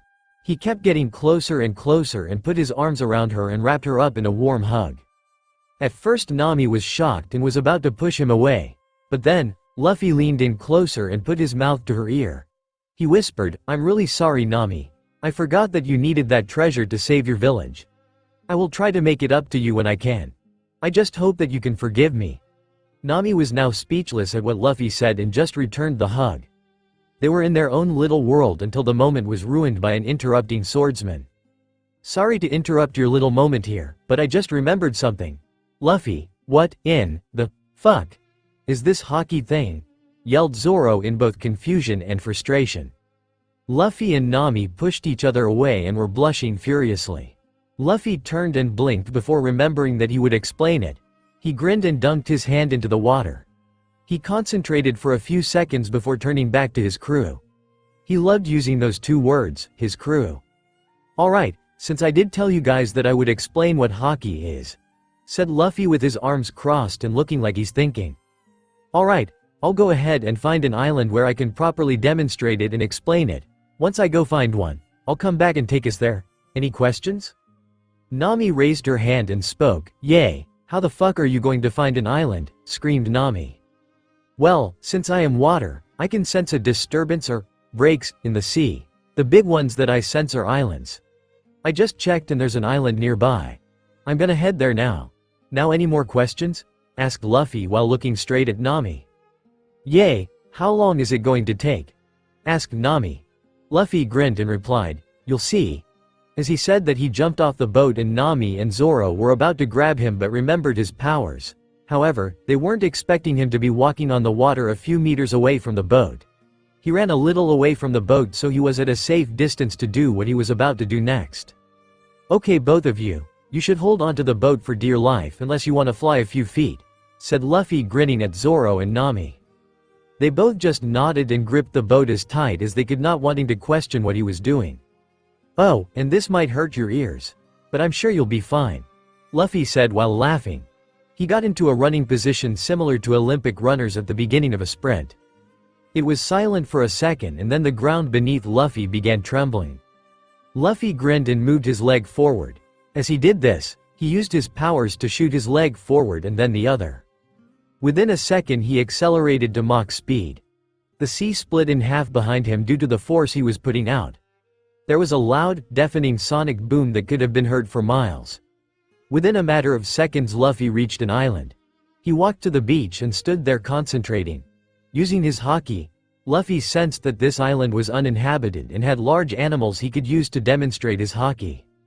Zoro and Nami were screaming and covering their ears after Luffy began running. They were trying their best to keep themselves on the boat until the water settled. They were both jaw-dropped and were thinking the same thing. First I'm gonna get some answers from that dumbass, then I'm gonna kill him. As if on cue, their 17-year-old captain came running back at the same speed and stopped a few meters in front of the boats. He just casually walked on board and sat down. Yosh, I found an island that I can show you haki. What is wrong with you guys? You get attacked by a sea king just now? I was only gone for a few seconds.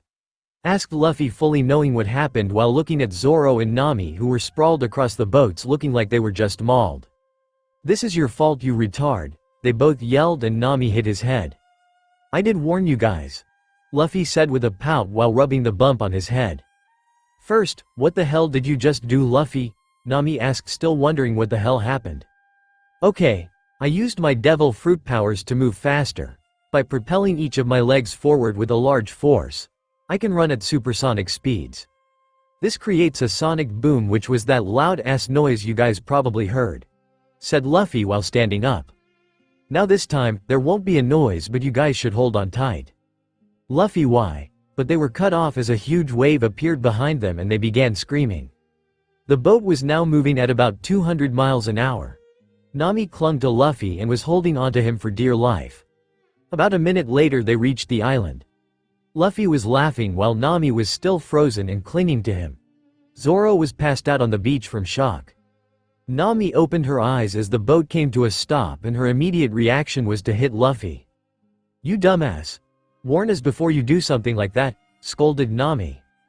Okay, I will. Now then, let's get started with this demonstration. As Luffy said that, a huge tiger about 10 times the size of an elephant came bursting out of the jungle and behind Luffy. Luffy, watch out, there's a huge-ass tiger behind you, yelled Nami.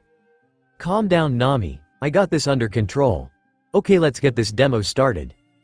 First, I will explain to you what haki is. Haki is a dormant power that resides in all living creatures. However, it can also be in certain objects that have souls, such as swords. Observation, fighting spirit, intimidation. It's like normal senses. However, usually people fail to notice this power or fail to control it. Luffy explained as the tiger got closer to him.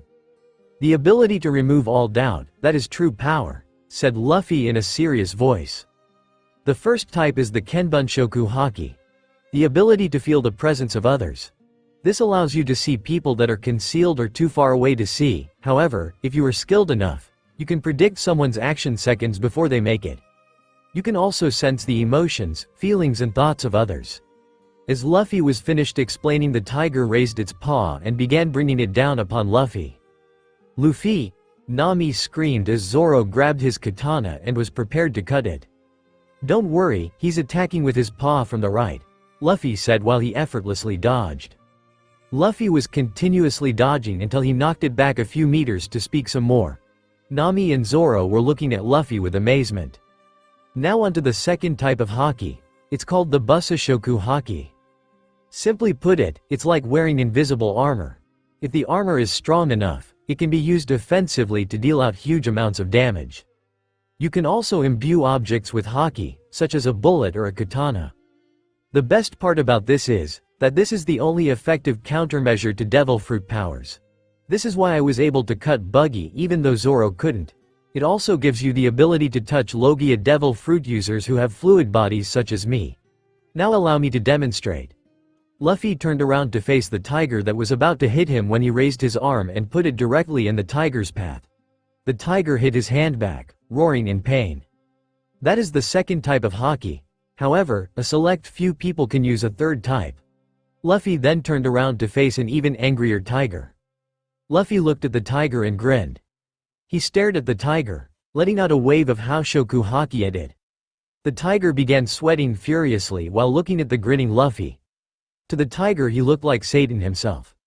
The tiger began backing up slowly, still terrified, and walked around before it fell over after losing consciousness. Nami and Zoro were speechless. They looked at Luffy, who still had not moved from that spot. Who would have thought someone this strong would just pop out of nowhere into their lives? That was the Haoshoku haki. Only 1 in a million people possesses that haki. It's the power of intimidation. The king's disposition is what some people call it, said Luffy while grinning. The power to make all kneel before you. The true power of a king, don't you agree? Said Luffy in a serious tone. Wait, Luffy, how do you learn to control haki? Asked Nami, hoping that she could learn it as well. It took me about 2 years to get the basics down. Some people are born with the ability to use it, I was one of them. However, my abilities were spontaneous and I couldn't control them until my teacher taught me how to.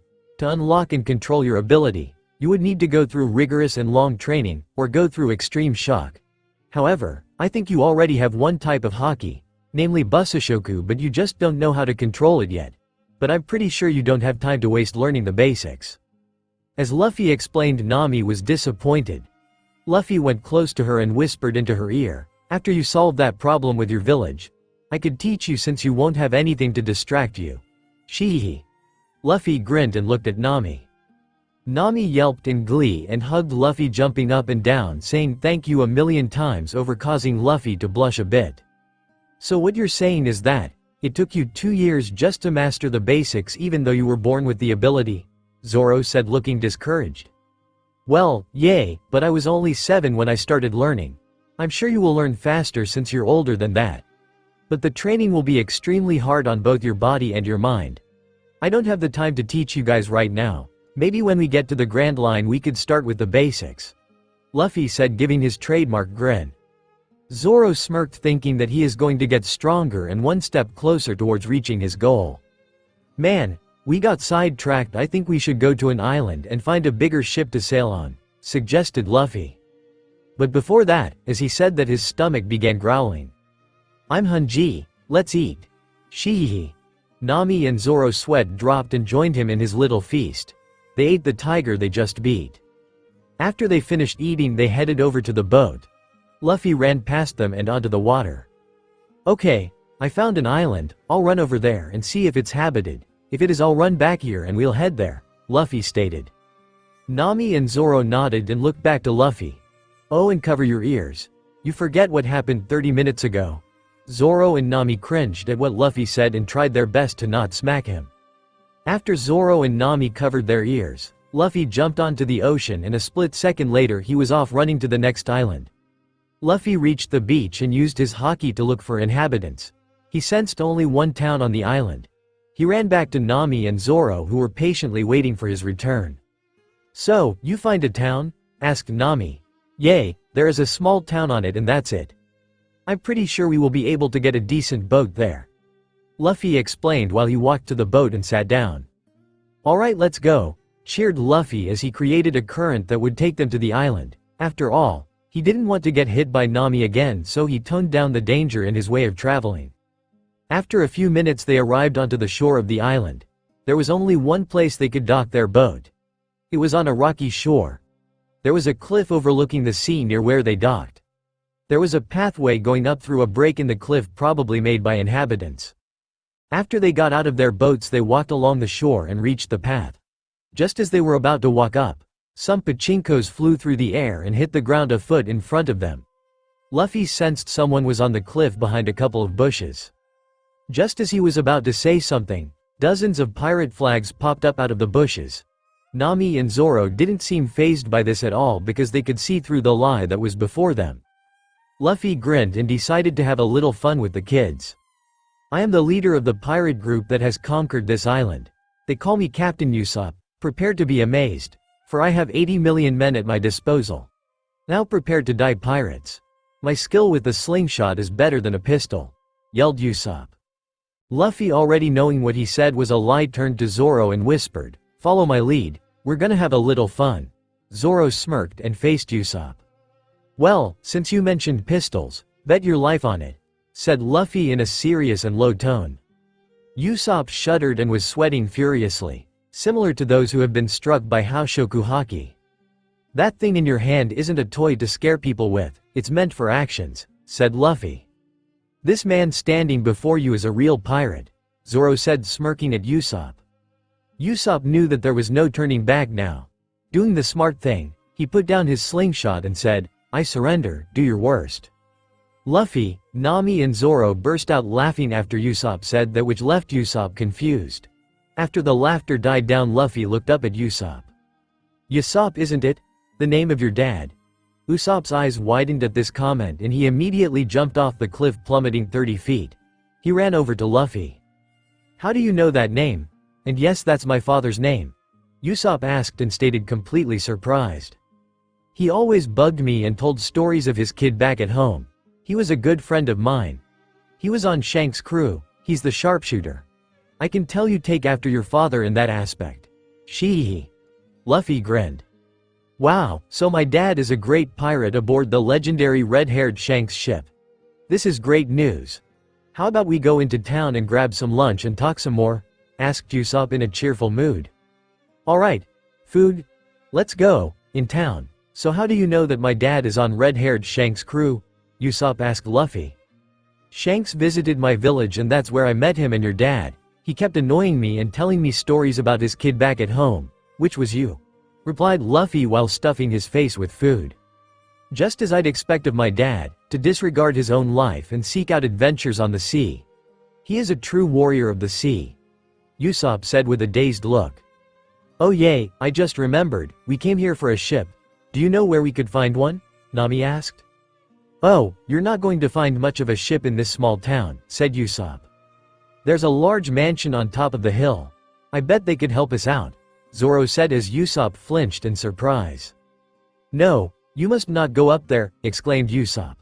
"Well, I better get going. I remembered that I had to do something," Usopp said nervously while gathering his things. "I know the owner of this restaurant very well, so order as much as you'd like. Bye," he said while running outside. "That was weird. Whatever, more food for me." "Sheehy." Luffy grinned while grabbing Usopp's food. Just outside of the restaurant, a group of 3 kids were tiptoeing around town until they stopped at the restaurant. They hid behind the bushes to conceal themselves. "Is this the place?" asked one of the kids. "I'm sure of it. I saw Captain Usopp go in there with those 3 pirates. We had to go in there and rescue him, if eaten by some Onibaba, hag, witch." "Alright, let's go," they yelled as they raised their little wooden swords and barged into the shop. When the kids got there they couldn't see Usopp and the 3 pirates were talking. They ran up. What happened next almost scarred them for life. The little boys walked up to the 3 pirates and yelled, "What have you done with Captain Usopp?" as they pointed their swords at them. Luffy was completely ignoring them and patting his stomach with a pleased grin.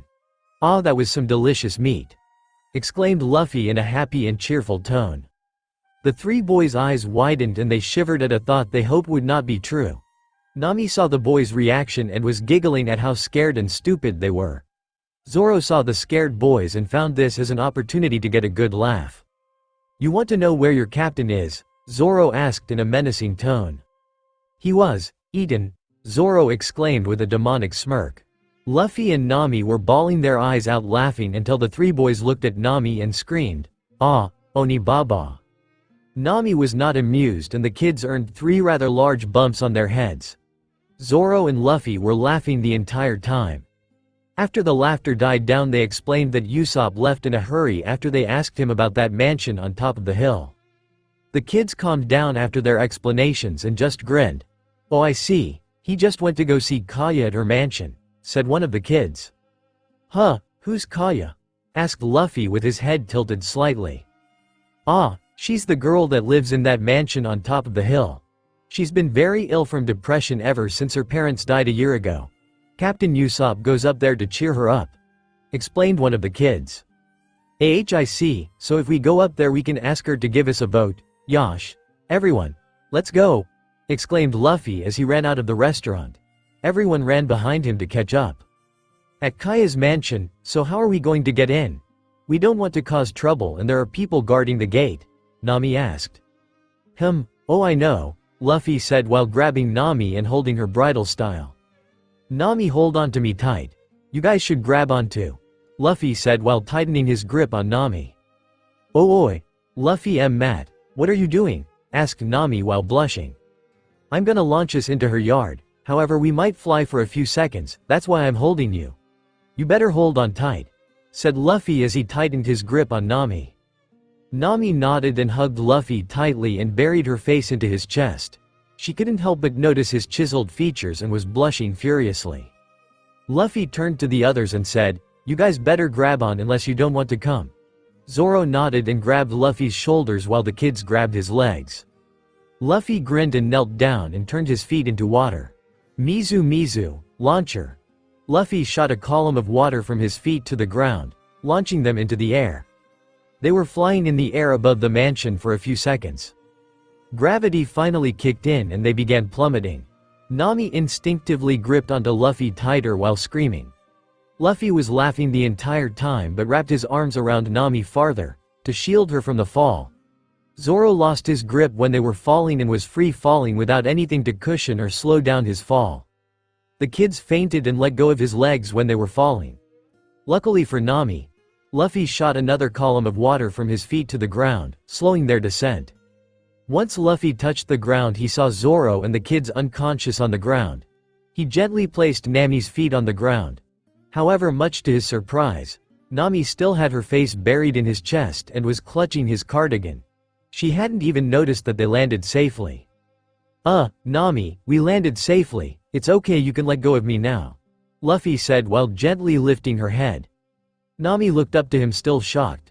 Quickly, she regained her composure and left his arms and muttered a "thanks" while trying to hide her blush. "Well, that was a successful entry," Luffy laughed hysterically. "No it wasn't," yelled the boys at Luffy with shark teeth. "Who are you people?" asked a skinny blonde-haired girl from a window on the second story of the house. "Ah, you must be Kaya. I have a favor to ask of you," said Luffy while brushing off dust from his clothes. "A favor, Sue?" Kaya stopped talking as she noticed someone approaching from her garden. Kaya noticed the person was one of her caretakers. He had a black suit on. His glasses were round and kept sliding down his nose and he was readjusting them regularly. "Oh Kurahadal, these people were just asking me a favor, please don't mind them," Kaya explained to Kurahadal from the window. "You don't need to tell me. I will listen to your explanation later. For now, I would like for all of you people to leave this property at once. Or do you people have something you would like to say?" said Kurahadal while walking up to the group. "Well duh, we wouldn't be here if we didn't need something. We want a ship for absolutely not."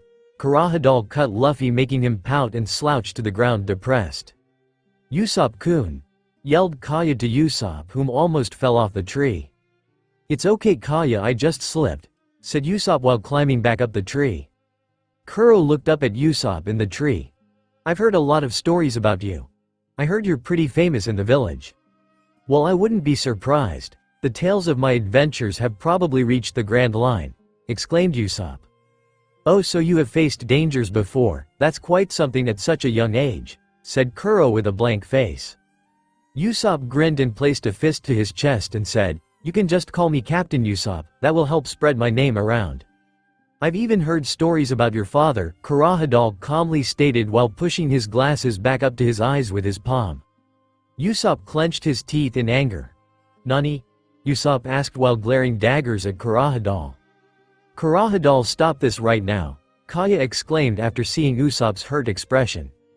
"You're nothing but the son of a low-class pirate.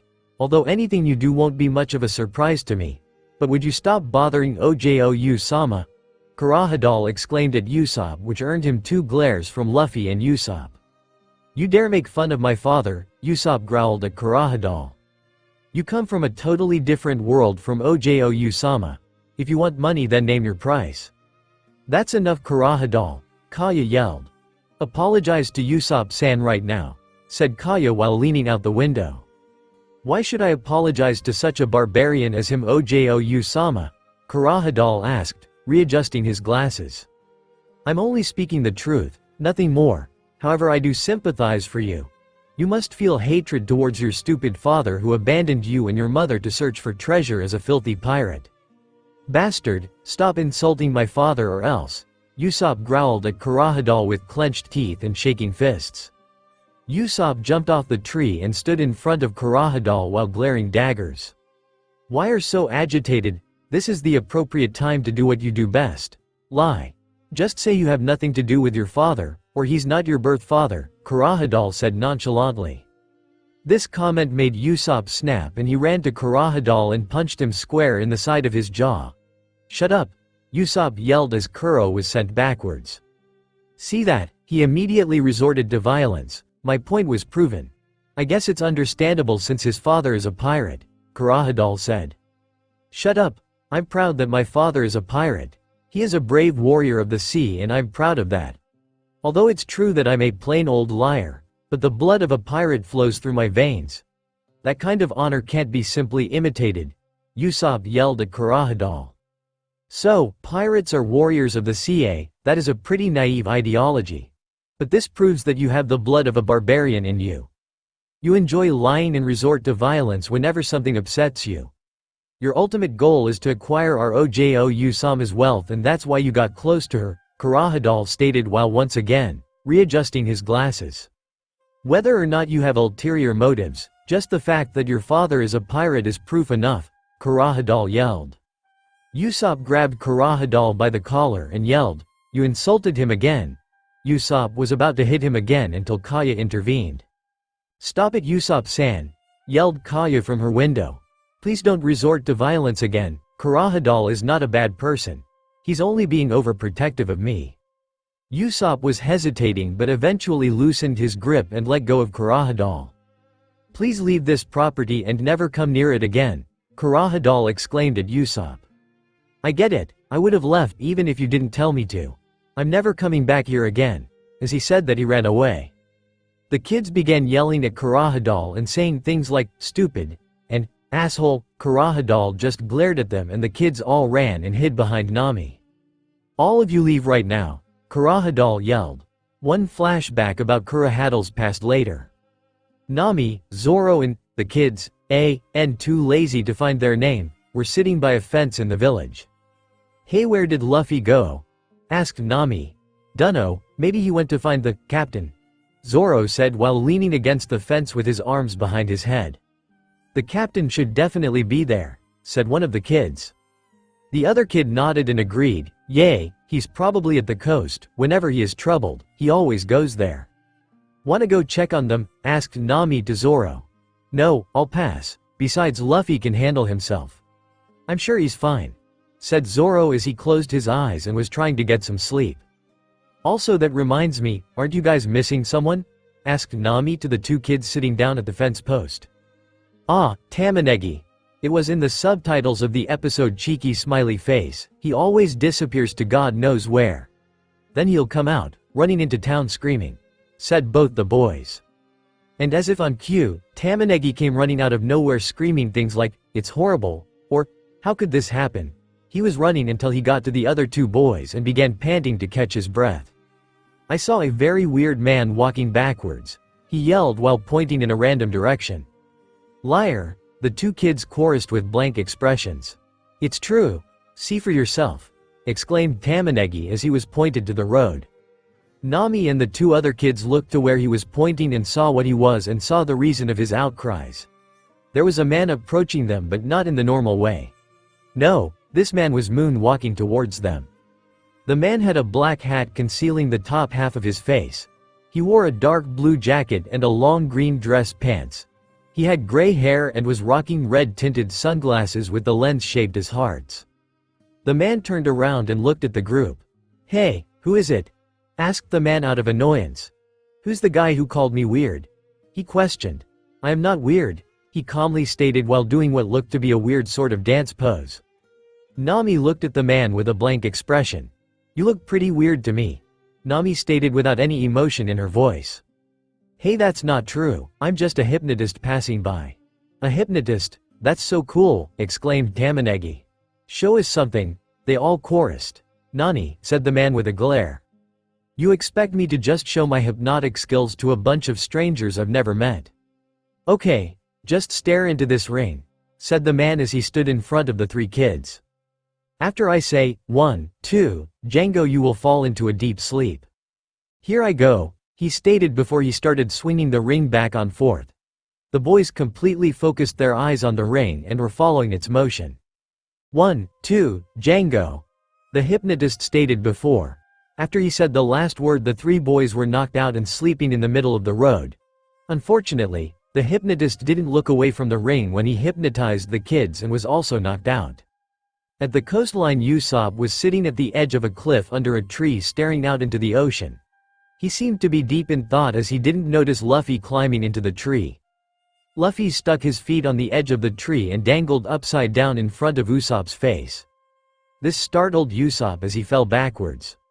So this is where you were, Luffy said in his usual cheerful voice. Hey, see normally, and what do you want? Asked Usopp with a sweat drop.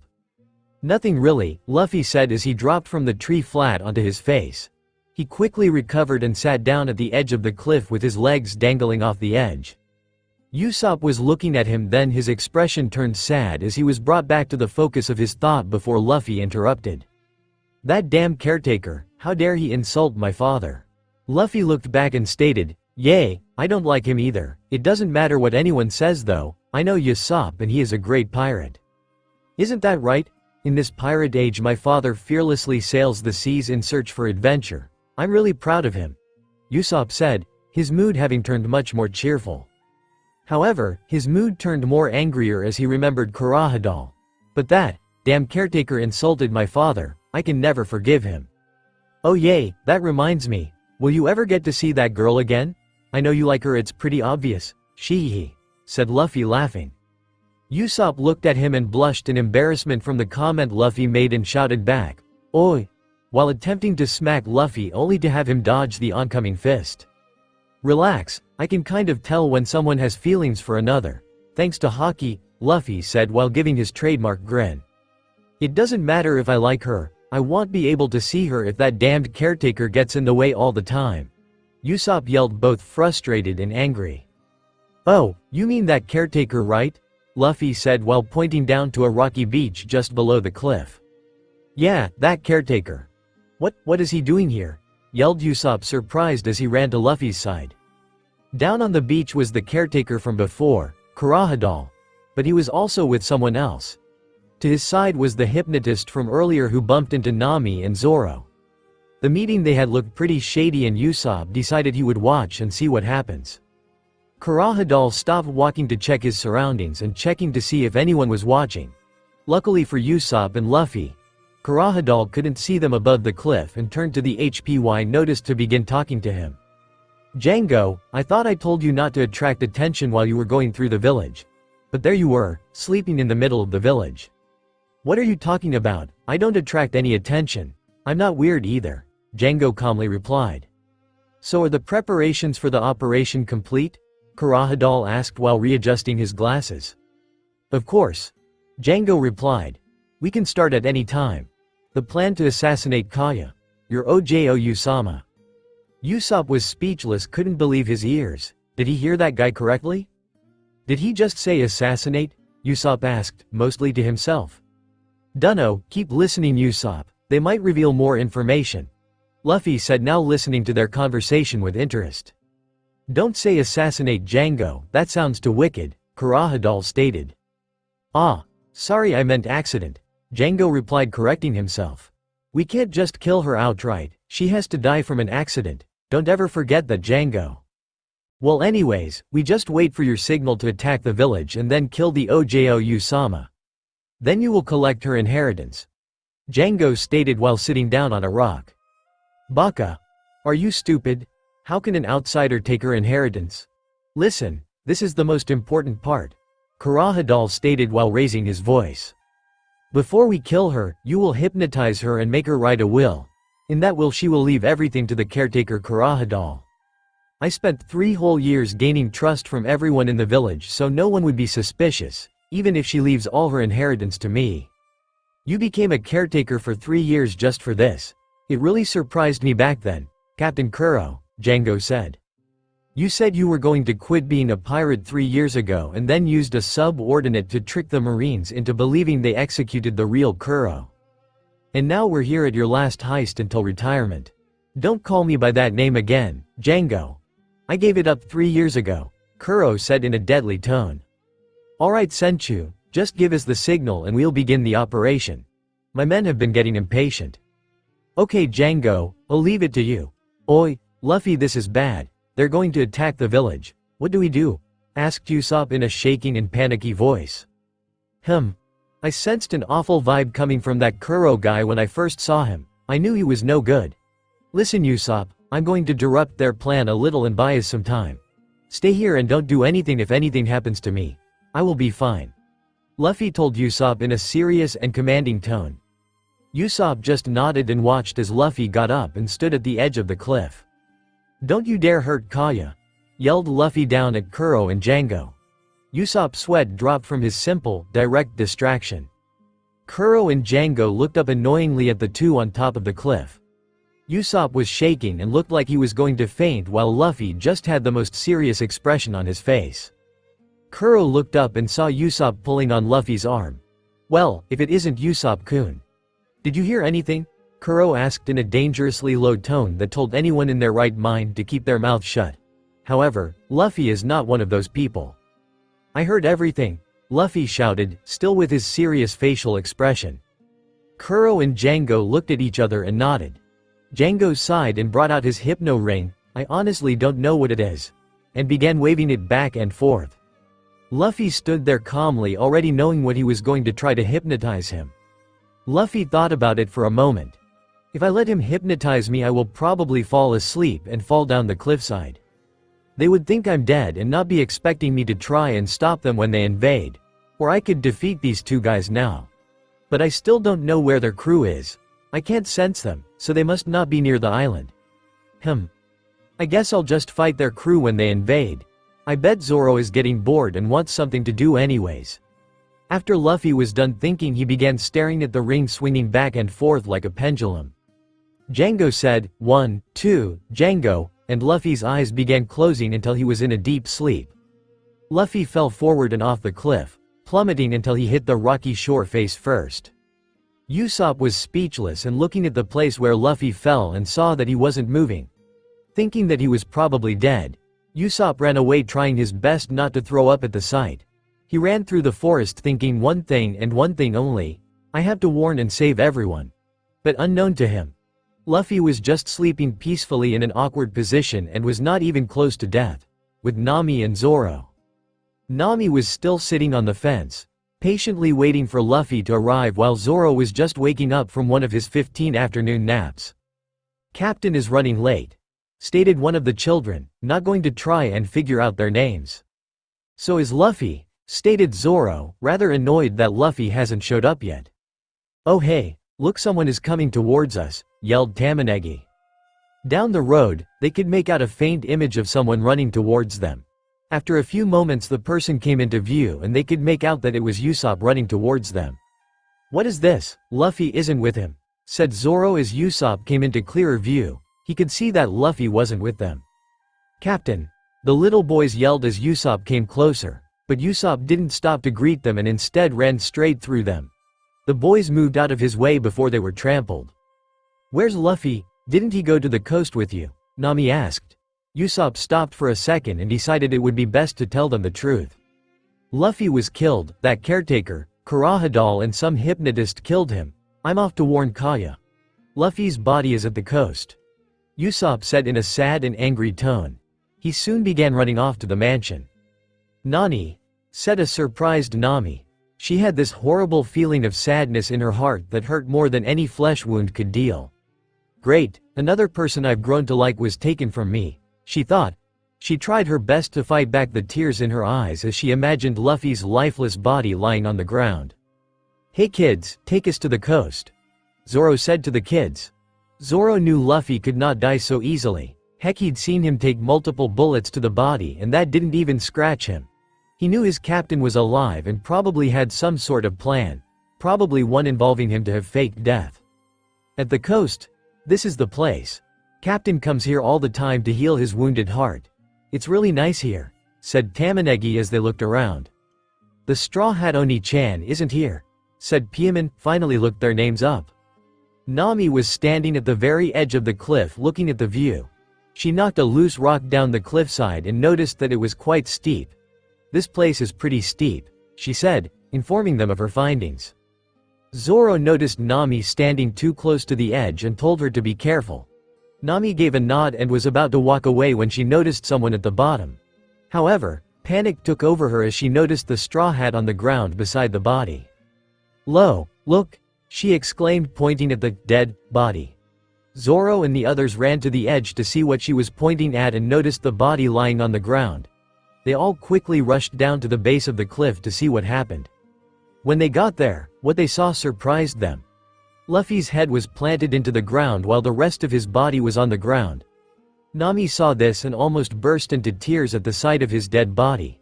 She was using all her will to not shed a single tear and hide her emotion. "He fell off the edge and died. That's what Captain Usopp meant when he said he'd been killed," yelled the three kids in unison. Zoro didn't bat an eyelash as this seemed too suspicious. He was checking the surroundings to find any clues as to what happened, when he heard a faint sound. "Quiet, I hear something," Zoro said, and everyone immediately shut their mouths. "Z's" was all they could hear aside from the waves coming from the ocean. Zoro immediately recognized the sound and grinned. He pulled out his katana and started poking Luffy with the sheath. When Zoro poked him, Luffy stirred awake and let out a huge yawn. Nami and the kids all backed away scared that a dead guy was moving, but soon the shock turned into relief. As Nami got over the fact that Luffy was not dead, the relief and sadness she felt earlier soon turned into anger. "Monkey D. Luffy. Get over here," Nami growled in an extremely dangerous tone. "Hi," Luffy said as he knew that kind of tone was dangerous and he didn't need to use haki to know that she was clearly upset. However, instead of turning to water, Luffy thought that he should just let her take her anger out on him to let her calm down. When Luffy finally made it over, he was immediately met with a fist in his face. "Do you have any idea how worried I was?"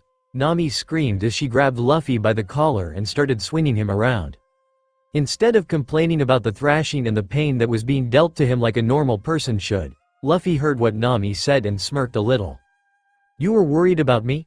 Luffy asked, still with that devious little smirk on his face. Nami was blushing furiously at what Luffy said and tried to hide it as best as she could. "Oh, of course I was worried. I can't let the only pirate that I like die," Nami screamed, still swinging him around.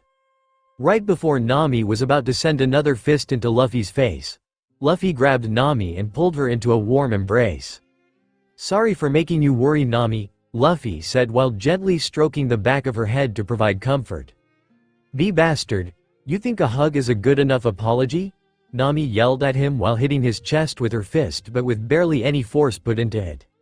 "Looks like I've already been forgiven," Luffy said with his trademark, toothy grin. Zoro saw this little show of affection and was grinning uncontrollably. He couldn't let this opportunity go to waste, so. Luffy and Nami, sitting in a tree, kiss, but before Zoro could finish he was cut off by a wooden pole into his cough by none other than Nami. While Zoro was getting the beating of his life from Nami, Luffy was laughing like a maniac. After the madness settled down, it was back to business. Luffy explained to everyone about the whole Kaya will soon be assassinated ordeal. Wha? Kaya will be killed and the village destroyed? Are you sure you heard right, Oni-san? The kids yelled in utter disbelief. Yay, that's what I heard and I don't believe they were lying, said Luffy as he placed his hat back on his head. But that still doesn't explain how you ended up at the bottom of the cliff, said Zoro. Well, it was between two choices, either I just defeat Kuro and Django now but risk a surprise attack from the pirates, since I don't know where they are. Or, wait until they decide to attack the village and just defeat them all before they reach the village. I decided that we should go with option 2. I knew you'd be bored, Zoro, so I knew you'd be up for it. I let myself be hypnotized, then I fell down the cliff while I was asleep. They thought I was dead, so that gives me the element of surprise. Hee hee, I see, I'm Sue, glad that you thought of me, Senchu, Zoro said sarcastically. So what do we do now? Asked Nami. Well, Usopp was pretty spooked. I think we should tell him the whole plan since it involves his village, said Zoro with his arms crossed. After Usopp gets shot, rejected by Kaya, and chased out of the village. Oh, there he is, Captain, exclaimed the 3 kids as they saw Usopp standing in the middle of the road. Usopp covered up his wound, wiped his tears away and turned around with a fake smile planted on his face. Yo, what's up? Usopp said to the 3 kids. Yo? Luffy said nonchalantly to Usopp. Usopp gasped in shock at seeing Luffy here. He immediately ran over to where Luffy was and asked, Hey, you're still alive? Yeah, I just woke up. Anyways, Captain, we heard everything. Let's go warn everyone, exclaimed Tamanegi. Usopp looked at the boys and thought that it would be better to keep them out of this conflict, so he decided he would do what he is best at, lying. I'm just kidding like I always do. I was just mad at the caretaker, so I went around calling him a pirate, Usopp stated as he started laughing. The kids started laughing as well and said, Oh, I see, you sure got Straw Hat Oni-san, as they started to walk away. The laughing stopped when they got past Uound to see what was wrong. I'm starting to lose respect for you, Captain, they all said in unison. Even though that caretaker guy is mean, we never thought that you'd lie to hurt someone else. To think we had so much respect for you, Captain. With that being said, they all walked away deciding that it should be best that they returned home. At the coast during nighttime, Nami was applying first aid to Usopp's injured arm. She was just done disinfecting the arm and was now applying bandages to it. Luffy, how come you didn't just heal his arm like you did Zoro? Nami asked. Oh, I'm no surgeon. I could heal his wound, but the bullet would still be inside his body, which would probably result in lead poisoning. It's best if he heals by himself right now. It's a good thing you knew how to remove the bullet, said Luffy with a grin. By the way, why did you lie to them? Asked Luffy to Usopp. 'Cause I'm a liar, said Usopp. No one would believe me in the first place. I was too naive. Even if you were naive, the truth is still the truth, stated Zoro. The pirates are going to attack tomorrow at dawn, but I will stop them and make sure that what I said really was a lie. Because even though they shot my arm, chased me all around the village, this is still my village, damn it, I love this village. Hee hee, never thought you'd be the type to just ditch your friend and fight by yourself, Zoro said with a smirk as he placed his hand on Watto. Let me get this straight, all the treasure on that pirate ship is mine, Nami said with a straight face. Yosh, we'll lend you a hand, Luffy stated, confirming the actions of his nakama. At the slope, the pirates are planning to attack from tomorrow on this very coast. However, this is the only route that leads to the village. The rest are cliffs, so there is no other way to attack. So if we stand our ground on this slope, we should be able to fend off the pirates, Usopp explained. Sounds easy enough. Luffy stated, of course it sounds easy, but we need real battle strength. What are you guys capable of? Usopp asked. Slicing, kicking ass, thieving. Okay, then I'll be hiding, Usopp said. They all punched him in the head and screamed, you will be fighting. Okay, anyways, we should lay down some oil on this slope. They won't be able to get up if they keep slipping, Usopp said as he brought over some oil. After they finished laying down the oil, they decided that they would wait until dawn arrives to kick some ass. At dawn, they're not here yet. You sure this is where they were going to land? Luffy asked. They're definitely coming, I just know it, Usopp said. Luffy sensed a large group of people docking at a different coast. He decided it would be best to tell everyone. Hey guys, I can sense a lot of people docking at the north side of the island. Are you sure this is where they were going to land, Usopp? Luffy asked. Shit. There's a slope just like this one on the north side of the island. I assumed they would be coming here since they met here. Shit, this is bad. We have to hurry to the north slope, Usopp yelled while he ran around, panicking. Just then Nami remembered an important detail. Guys, our ships are docked on the north side. All of my treasure will be taken if we don't stop them now, yelled Nami. Okay then let's go. I can be there in a second, Luffy said and grabbed Nami. He held her bridle style so that it would be more comfortable to run. Nami, hold on tight. This may feel weird but it will be over in a second. While blushing, Nami just nodded and hugged Luffy as tight as she could and buried her face in the crook of his neck. Just like before, Luffy crouched on the ground and was prepared to run again. Mizu, Godspeed. As Luffy said those words, he shot his leg forward with his devil fruit powers until he accelerated to Mach speed. Nami was screaming while she tried to not fall off from the sudden force. It felt like she had thousands of butterflies fluttering around in her stomach. As quickly as that feeling came, it went away as Luffy reached the destination. Luffy stopped at the top of the hill and gently put Nami back on the ground. He decided to wait for Usopp or Zoro before he would take action. Nami, let's wait till Zoro or Usopp gets here. I'll move our ships so they don't find your treasure. I'm going to move them to that other coast we were just at. As Luffy said that, he created a small wave to give the boat a head start. Then he created a little sea current to direct it to the coast. Alright guys, head for the village and attack, Django yelled as he commanded the pirates up the slope. Nami began panicking as the pirates came closer. She was very uneasy about the situation since they didn't have the traps they set up. Luffy, what do we do? Nami asked Luffy for some reassurance. Just stay behind me, this will be over soon. Luffy reassured her as she made her way behind him. Luffy stood there facing the horde of pirates running up the slope. Instead attempting to attack or defend himself, he stood in the same position but this time, with a huge grin implanted on his face. As the pirates reached the top of the hill, they were greeted by a flurry of slashes and pachinkos. Zoro and Usopp had arrived. Yo Zoro, I'm surprised you didn't get lost trying to find this place, Shihihi. Luffy said mockingly at Zoro. You're a sigh. You're the one who ran off before we could follow you, yelled a mad Zoro. Hey Captain, how are we gonna beat these guys? They just defeated some of our men like it were nothing, said a pirate to Django.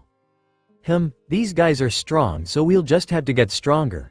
That being said, Django brought out his pendulum and began swinging it back and forth in a pendulum motion. Luffy raised his eyebrow as he knew what he was going to do next. Instead of using the hypnosis to his advantage, Luffy decided that it would be better to give him the handicap. It was more fun that way. So he closed his eyes and waited patiently for Django to finish. Django continued swinging the ring while his men watched intently. When I say 1, 2, Django, you all will get stronger, much stronger. Okay, 1, 2, Django. It was quiet for a second and then, all the pirates began cheering and roaring. One of the pirates even demonstrated their new strength by punching the cliff and shattering it to pieces.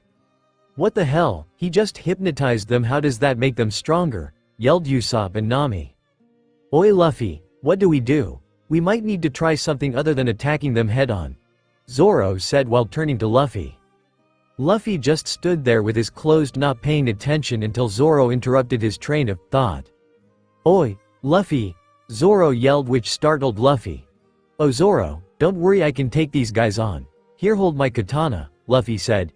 He decided he wouldn't use his katana right now. He needed to get better at using his devil fruit anyways. But don't use it, you might forfeit your life, Luffy said in a dangerous and serious tone. Not wanting to start an argument in the middle of battle, Zoro just nodded and took his katana. Luffy walked over to Nami and started taking off his cloak. Once he had it completely off, him stood in front of Nami with the cloak in his arms. Hey Nami, wear this while I'm out fighting, it might get dirty if I wear it, Luffy said while handing her the cloak. And be careful with it, I got it as a birthday present, shihihi. Luffy said while giving his trademark, toothy grin. Nami nodded and started putting the cloak on. She wrapped the string around her neck and looked behind her to see how it looked. It actually looked good on her and fit her perfectly, even though it was a bit long at the bottom. With the cloak on, she felt this indescribable warmth around her body. It was oddly familiar. Where had she felt this before? Then she remembered all those hugs and moments with Luffy and how they felt. That's what this feeling is. I feel so safe with this on. She thought as she was daydreaming. Was interrupted by Zoro, who was yelling at her. Oi Nami, get back or you might get caught up in this. Nami nodded and began heading up the slope, taking one quick glance at Luffy, whom was waving at her with a smile as she headed back. She couldn't help the smile that crept to her face as she ducked down for cover while watching the battlefield. After seeing that Nami had found safety, he turned to Zoro and Usopp and said, I'll handle these guys for now. If any get past me and manage to get up the slope, feel free to take them out, said Luffy as he got into a fighting stance. Zoro and Usopp nodded as they prepared for their fight. The pirates began ascending the slope and getting closer and closer to their target. Luffy grinned and crouched down while turning both his arms into water. Mizu Mizu, Luffy shot forward at supersonic speeds and shot out huge jets of water from both his arms, slamming them into the oncoming pirates. Hydro cannon. Every single pirate was knocked out the moment that the blast hit them.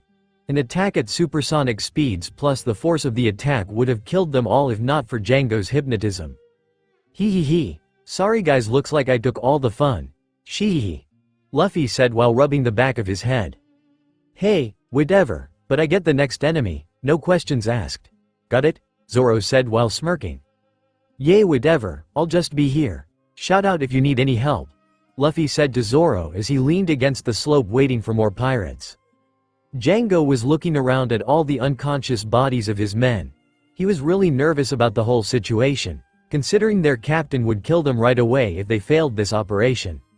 Shit, that kid really screwed us over. Captain Kuro made a huge miscalculation. If Captain Kuro sees this, we'll all definitely be killed, said Django while clenching his teeth, trying to figure out a plan to take down these kids. Hey, Butchie, look what happened out here, said an unknown person on the ship. What's all this? Said another voice that was also coming from the ship. Django was surprised at first but remembered an important detail. We still have our trump cards. Come out, Nyaban brothers, Django yelled. As Django said that, two people jumped from the ship and landed onto the beach. You call captain? Said the smaller of the two people that just arrived. Butchie, Sham, we must get past this slope, but, as you can see, our men are incapable of fighting and we have people in our way. Take care of that swordsman up there, said Django as he pointed at an extremely intimidating Zoro. The two brothers cringed in fear and they looked as if they had just seen a ghost. That's impossible for us, Captain Django. He seems way too strong for us to handle. And our responsibilities are only to watch the ship, not to fight on battles, the skinny one said as he and his partner were backing away, clearly showing fear. Luffy could see through their little act, using haki of course. I probably shouldn't interfere in his fight though. I certainly wouldn't want anyone interfering in mine. Whatever, Zoro's strong, he'll beat them, Luffy thought as he sat down and leaned against the wall. Hey kid, are you not gonna back up your friend over there? Django asked to Luffy. No, I'm gonna sit this fight out. Zoro has been bored lately, and I know I wouldn't want for someone to interfere in on their fight, so you don't have to worry, you're safe for a few more minutes. Besides, I can already see through your friend's act, said Luffy as he closed his eyes. Suit yourself. It's your friend's funeral, Django said as he turned to look at Sham running towards Zoro in the weirdest way possible. Gia, get ready, for I'm going to rip you to shreds, Sham said while running at Zoro. Zoro just sweat dropped, not knowing what to do.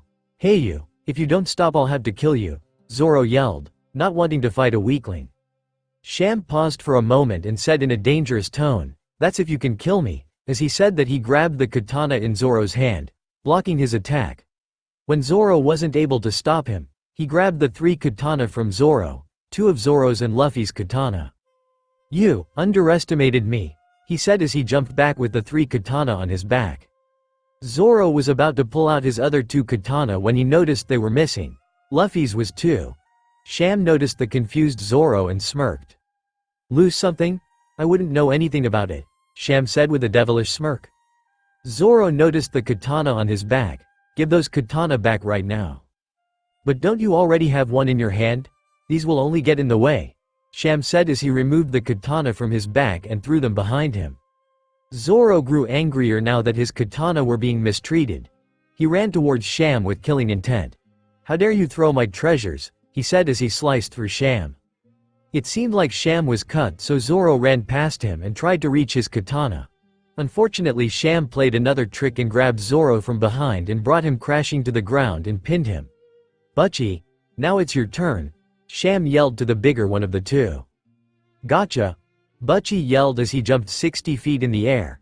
He then began accelerating downwards with his foot directly in the path of Zoro's head. Just when he was about to make contact with his head, Zoro broke out of Sham's grip at the last second and rolled away. Butchie used enough force to create a little crater where Zoro's head was just a few moments ago. Shit, every bone in my skull would have been broken if I didn't break free, Zoro thought as he was panting heavily trying to regain his composure. Damn, he got away, said Sham. Hey, you have to keep him held down for that to work, exclaimed Butchie. Whatever, he's not getting away this time. I'm not great at one sword style, but I'll have to manage for now, said Zoro as he got into his fighting stance and prepared for their assault. Let's go, Butchie, yelled Sham as they both lunged forward at Zoro. They began attacking Zoro in a flurry of attacks. All Zoro could do was defend against the attacks. They kept the exact same pace throughout their assault, forcing Zoro to begin backing up while he blocked all their attacks. Seeing this, Usopp decided he should help Zoro, so he ran to the top of the hill where Nami was hiding so he could shoot from above, giving him the advantage. I'm gonna shoot one of those guys so Zoro will get an opening, he said to Nami. Lead star, Usopp yelled as he shot the pachinko towards the fight. Seeing this, Zoro moved into the trajectory of the pachinko, resulting in him getting hit in the back, hard. He clenched his teeth in pain and stopped his blocking, giving the two foes an opening to strike. They both sliced into Zoro's chest, giving him big wounds all across his chest. He flew backwards from the attack, which gave him enough distance from the two brothers to get up and continue fighting. Why did you hit our own people? Nami yelled at Usopp. No, it's not like that. It's like he let himself be hit on purpose, Usopp said, still shocked from what just happened. Baka, do you want to die? Yelled Zoro to Usopp. Could it be that we were the ones that were just saved? If you had hit them with the pachinko, we would have been their targets, Nami suggested. Shit, if only I had another katana. I could mop the floor with these guys, Zoro thought as he continued to block all their attacks. I got it, I'll just go get Steel back his swords so he can fight properly, Nami said as she began running down the slope. Luffy was sitting down while leaning against the slope wall, looking at the fight with interest.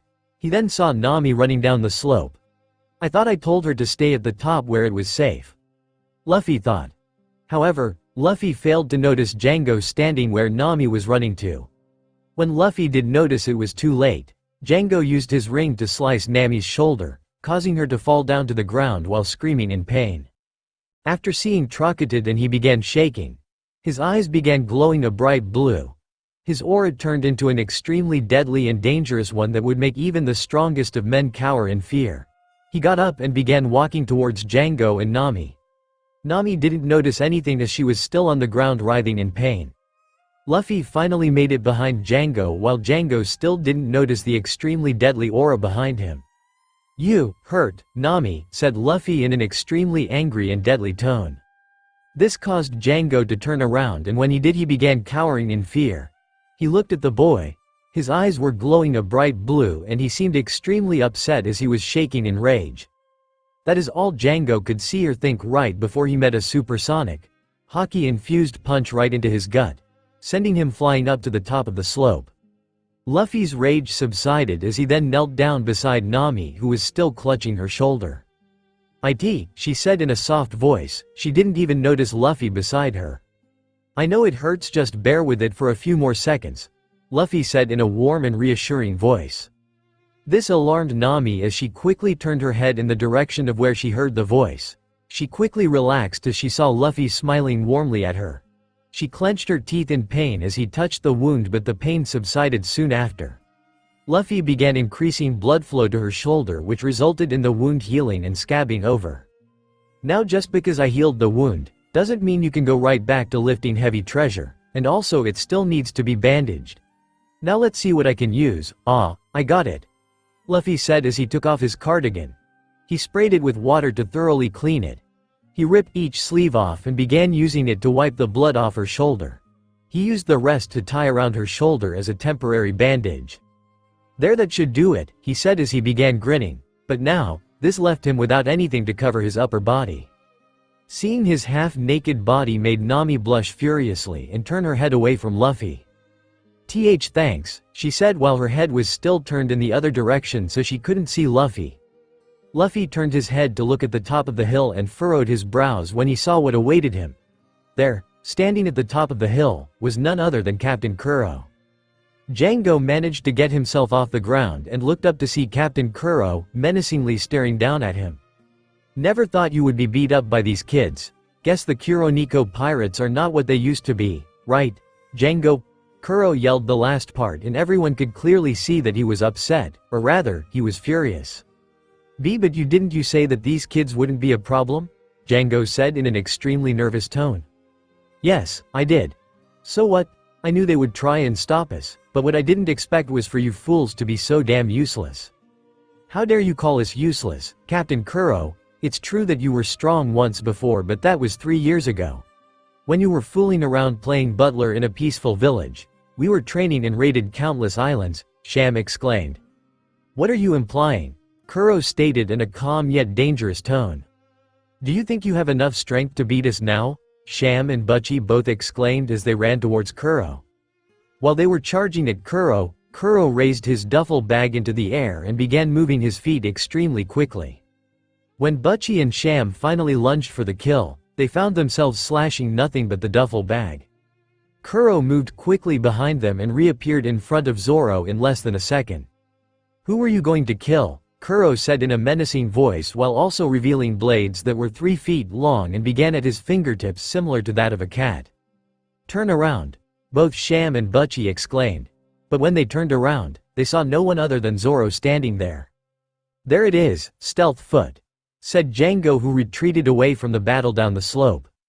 You guys are right, I'm not as fast as I once was, Kuro said as he appeared behind the Nyaban brothers and put his arms around both their shoulders, pointing the sharp edge of the blades towards their necks. I've become more humble after staying on this island for so long, so I'll give you 5 minutes. If they are all still alive after the 5 minutes are up, then he began backing off the brothers. All of you here will be killed by me, he said while getting into fighting stance. 5 minutes, we'll manage to beat them in 5 minutes somehow. It's all him, the guy with the green bandana. We have to beat him, said Django in a very nervous and panicking tone of voice. Luffy saw Zoro's current predicament and he decided to aid him, but do it indirectly. He walked over to the katana on the ground. He picked his up and strapped it back onto his waist and he threw Zoro's towards him.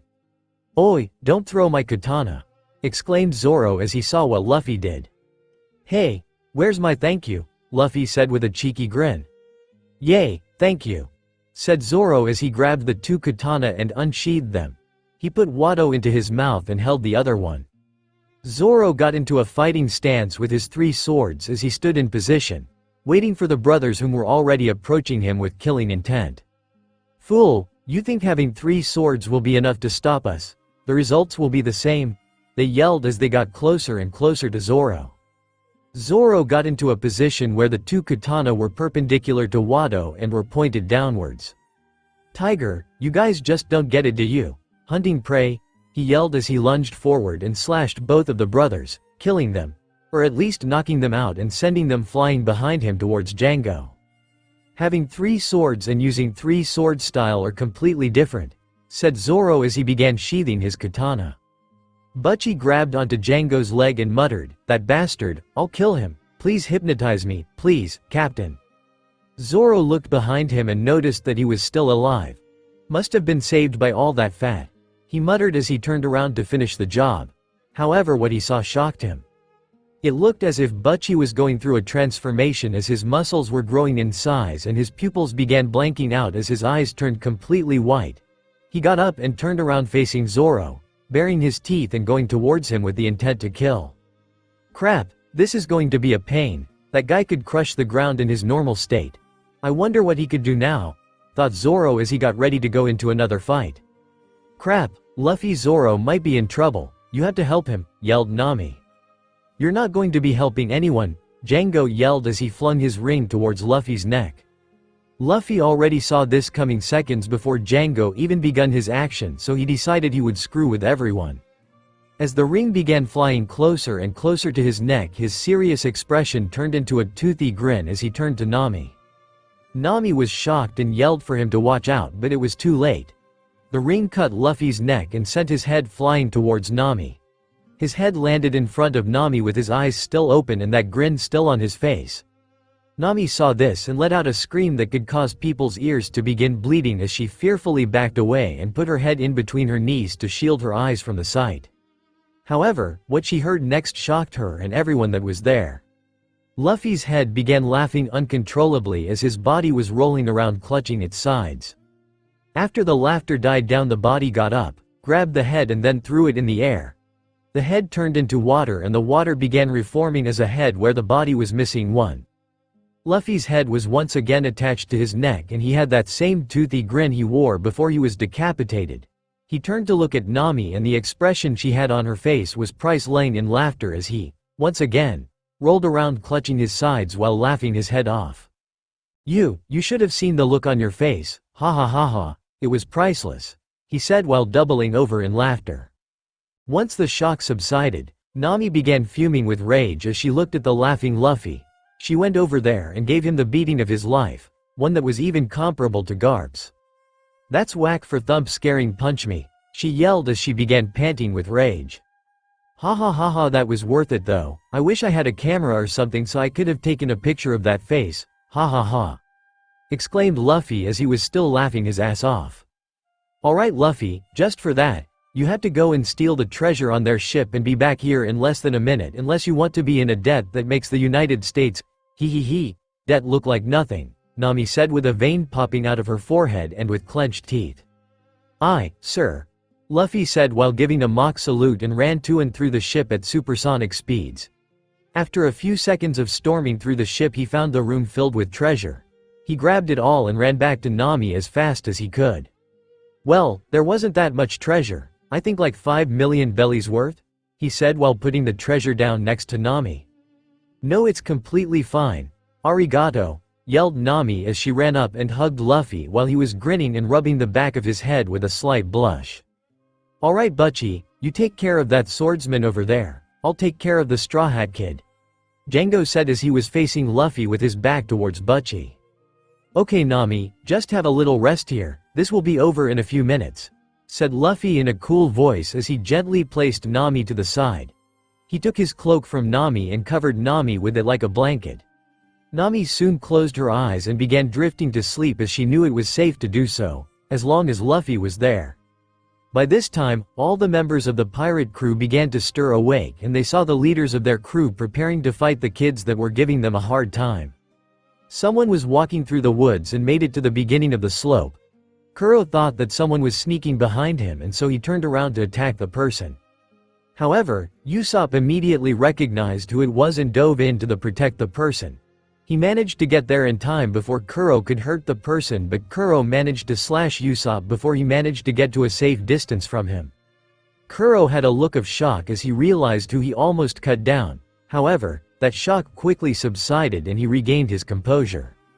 Usopp-san, are you alright? Said Kaya. The person who Kuro attacked was Kaya. Kaya, what are you doing? Usopp said while wincing in pain from the slash. I'm sorry Usopp-san. I know that you might never forgive me for what I have done. But I can't believe that. Kurahadal is a pirate, Kaya said sadly. That doesn't matter now, I told you to run away didn't I? He wants to kill you, Usopp exclaimed as Kaya was on the brink of tears. But you're still fighting even though you're hurt, Kaya exclaimed in a concerned voice. Kaya Ojou-sama, why are you here? Kuro said in a calm voice. Please, stop this Kurahadal, yelled Kaya. Mary told me everything, if you want my fortune I'll give it all up. So please, leave this place, right now. Kaya yelled, trying to solve this dispute peacefully with the least amount of casualties. I thank you for your offer. However, there's one thing that I desire, and that's the tranquility of my soul, Kuro said in a menacingly low voice while he readjusted his glasses. All I want is tranquility. I spent 3 years gaining the trust of the villagers, which made me feel unbelievably comfortable. Therefore, I'd like to keep this sense of tranquility with me forever, Kuro calmly stated. Kaya was shocked from this and began backing away, all the while trembling. She brought a gun out of her coat pocket with trembling hands and pointed it at Kuro. You're not Kuroha doll. Leave this village, Kaya said with still trembling hands. Oh, so you're pointing a gun at me, so that's how it is. You've grown quite a lot these past 3 years. I remember nursing you when you were sick from grieving over your parents' deaths. All that was so. I could kill you someday. Today being that day, yelled Kuro as he took Kaya's gun from her. Tears finally rolled down Kaya's cheek as she bit her lip to keep herself from sobbing. Captain Kuro had to keep a smile for a girl whose nose always sniffled, he said as he dropped the gun. No matter how much I hated it, I tried to make you happy, he said in a disgusted tone. Usopp was looking at Kuro with all the hate he could muster and muttered, "You bastard. Can you imagine me, the former Captain Kuro, doing such things?" he yelled loud enough for everyone to hear. By now, Luffy was quite irritated by Kuro's thinking. Usopp picked the gun off of the ground and stood up quickly to catch Kuro off guard and shoot him. After Usopp shot, Kuro used stealth foot to avoid the bullet and went behind Usopp. Kuro surrounded Usopp's head with his 5 claws. I believe you still owe me for that punch you gave me earlier. You hit me pretty hard that time. Usopp was trembling in fear until he looked at the slope and noticed Luffy was getting into a fighting stance, but what Usopp noticed was his glowing blue eyes that sent a shiver down his spine. The next thing Usopp saw was a fist made of water flying at Kuro's face and knocking him back several meters. Since you hate punches so much, I'll give you 100 more for free, Luffy said as he grinned that cheeky grin of his with those same glowing blue eyes. What the hell is he? Yelled the crew as they stared at Luffy, mouths agape. Suddenly out of nowhere all the kids of the Usopp pirate crew appeared and began beating Kuro with various kitchenware and baseball bats. They were screaming things like, "Give up," and "Kill him." After they were done beating the crap out of him, they ran over to Usopp. "Captain, you were fighting them all along. Why didn't you tell us the truth?" they all exclaimed. "Never mind that. You guys have to get out of here now," Usopp yelled. "No, we're fighting. If we were to run, that would bring dishonor to the crew," yelled all 3 boys. Kuro got up looking unfazed from their little assault and stood behind the band of misfits. The kids began shivering in fear until they turned around, which turned their shivering into spasms and screaming. Instead of slicing them up, Kuro just walked past them back onto the battlefield. "Not bad. That was a pretty good punch you managed to lay on me. So, you have the powers of the Akuma no Mi, don't you, boy?" Kuro said with a glare. "Yeah, the mizu no Mi. I'm a waterman," Luffy said with a cheeky grin. The entire crew was freaking out, saying things like, "What? That's bad news, and those things exist?" Kuro was silent for a moment and appeared to be thinking until he spoke up. "Django, I will take care of this kid. You take care of Kaya Ojo Usama. Make her write the will as planned, then kill her. Also, the 3 ants over there. They're an eyesore," Kuro said as he prepared for his attack. "Understood," Django said as he began walking up the slope, only to be stopped by one of Zoro's swords blocking his path. "Stop. I won't let you pass me," Zoro said calmly. "Butchie," yelled Django. Book was now growling loudly and jumped up into the air to attack Zoro.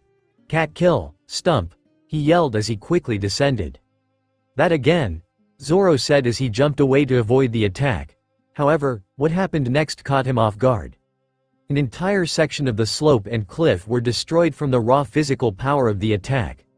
Due to the rocks crumbling, there was now a heavy smokescreen which Butchie used to his advantage and grabbed Zoro's shoulder and pinned him to the cliff wall. Zoro managed to stick his foot out to Butchie's moving any further to attack him. "You've already lost to me once. Didn't I tell you not to bother me anymore? Out of my way," Zoro yelled as he kicked Butchie in the face with his other foot. While Butchie was dazed, Zoro brought out his other two katana and lunged forward to slash Butchie across the chest, effectively killing him, or at least knocking him out. By now Luffy was ascending the slope as Kaya and the kids retreated into the forest. While Zoro was distracted, Django had used the opportunity to go after Kaya and the three children. "Usopp, you go and look for Kaya and the kids, leave everything here to us," Luffy said. Usopp, who was on the ground bloodied and bruised, courtesy of Kuro, used what little strength he had left to pick himself up off the ground. He was trembling as he got up and managed to turn to Kuro. As he was about to walk forward, Usopp lost all his strength and fell back to the ground. After seeing this pathetic display, Kuro began snickering, which soon turned into an hysterical laughter. "You really amuse me. Even if you do catch up to Django, you'd be no match for him. It would be safer for you if you stayed here," Kuro said while laughing a little. "Even if can't, I want to protect them, for I am the captain of the Usopp pirate crew. I am a brave warrior of the sea. And I will not let you lay a hand on any of the villagers," Usopp bellowed for the world to hear. "Hee hee, well said Usopp," Luffy said as he continued to glare at Kuro. The pirate crew down by the shore were watching and began saying things like, "What the hell was that?" and, "Look, he's crying, how pathetic," as they all started laughing. After hearing this, Luffy's anger rose even more as he punched the cliff and broke off a huge piece off rock. He took the rock and flung it at the pirates, hurtling them backwards. "What's so funny?" Luffy yelled as his glowing blue eyes scared the pirates shitless. "Luffy, I'm taking Usopp with me to find that hypnotist. Any problems?" Zoro asked as he bent down and picked up Usopp. "None, get going," Luffy yelled back. As Zoro was continuing up the slope, Kuro spoke and said, "Hey, who gave you permission to go past this slope?" "That would be me," Luffy said as he appeared in front of Kuro in a split second and tried to slash him, only to have his sword blocked by Kuro claws. He then tried punching him, but Kuro managed to use stealth foot and avoid his attack. Luffy knew Kuro was gonna attack him from behind, so he ducked and kicked his legs up to try and get a swing at him, but Kuro used stealth foot and dodged again. "Crap, he's fast enough to even keep up with me. Oh well, at least Zoro and Usopp got away," Luffy said while he waited for Kuro to reappear. When he did appear, Luffy turned to him while thinking, "Shanks told me that if I want to become Pirate King, I would need strong Nakama to help me along the way. But for my second dream, I would need a massive fleet of Nakama. I need to get Kuro to join my crew. I can already sense with Haki that he is not completely evil, and his brilliant mind would help greatly for my other goal, to avenge Sabo's death by destroying the world government."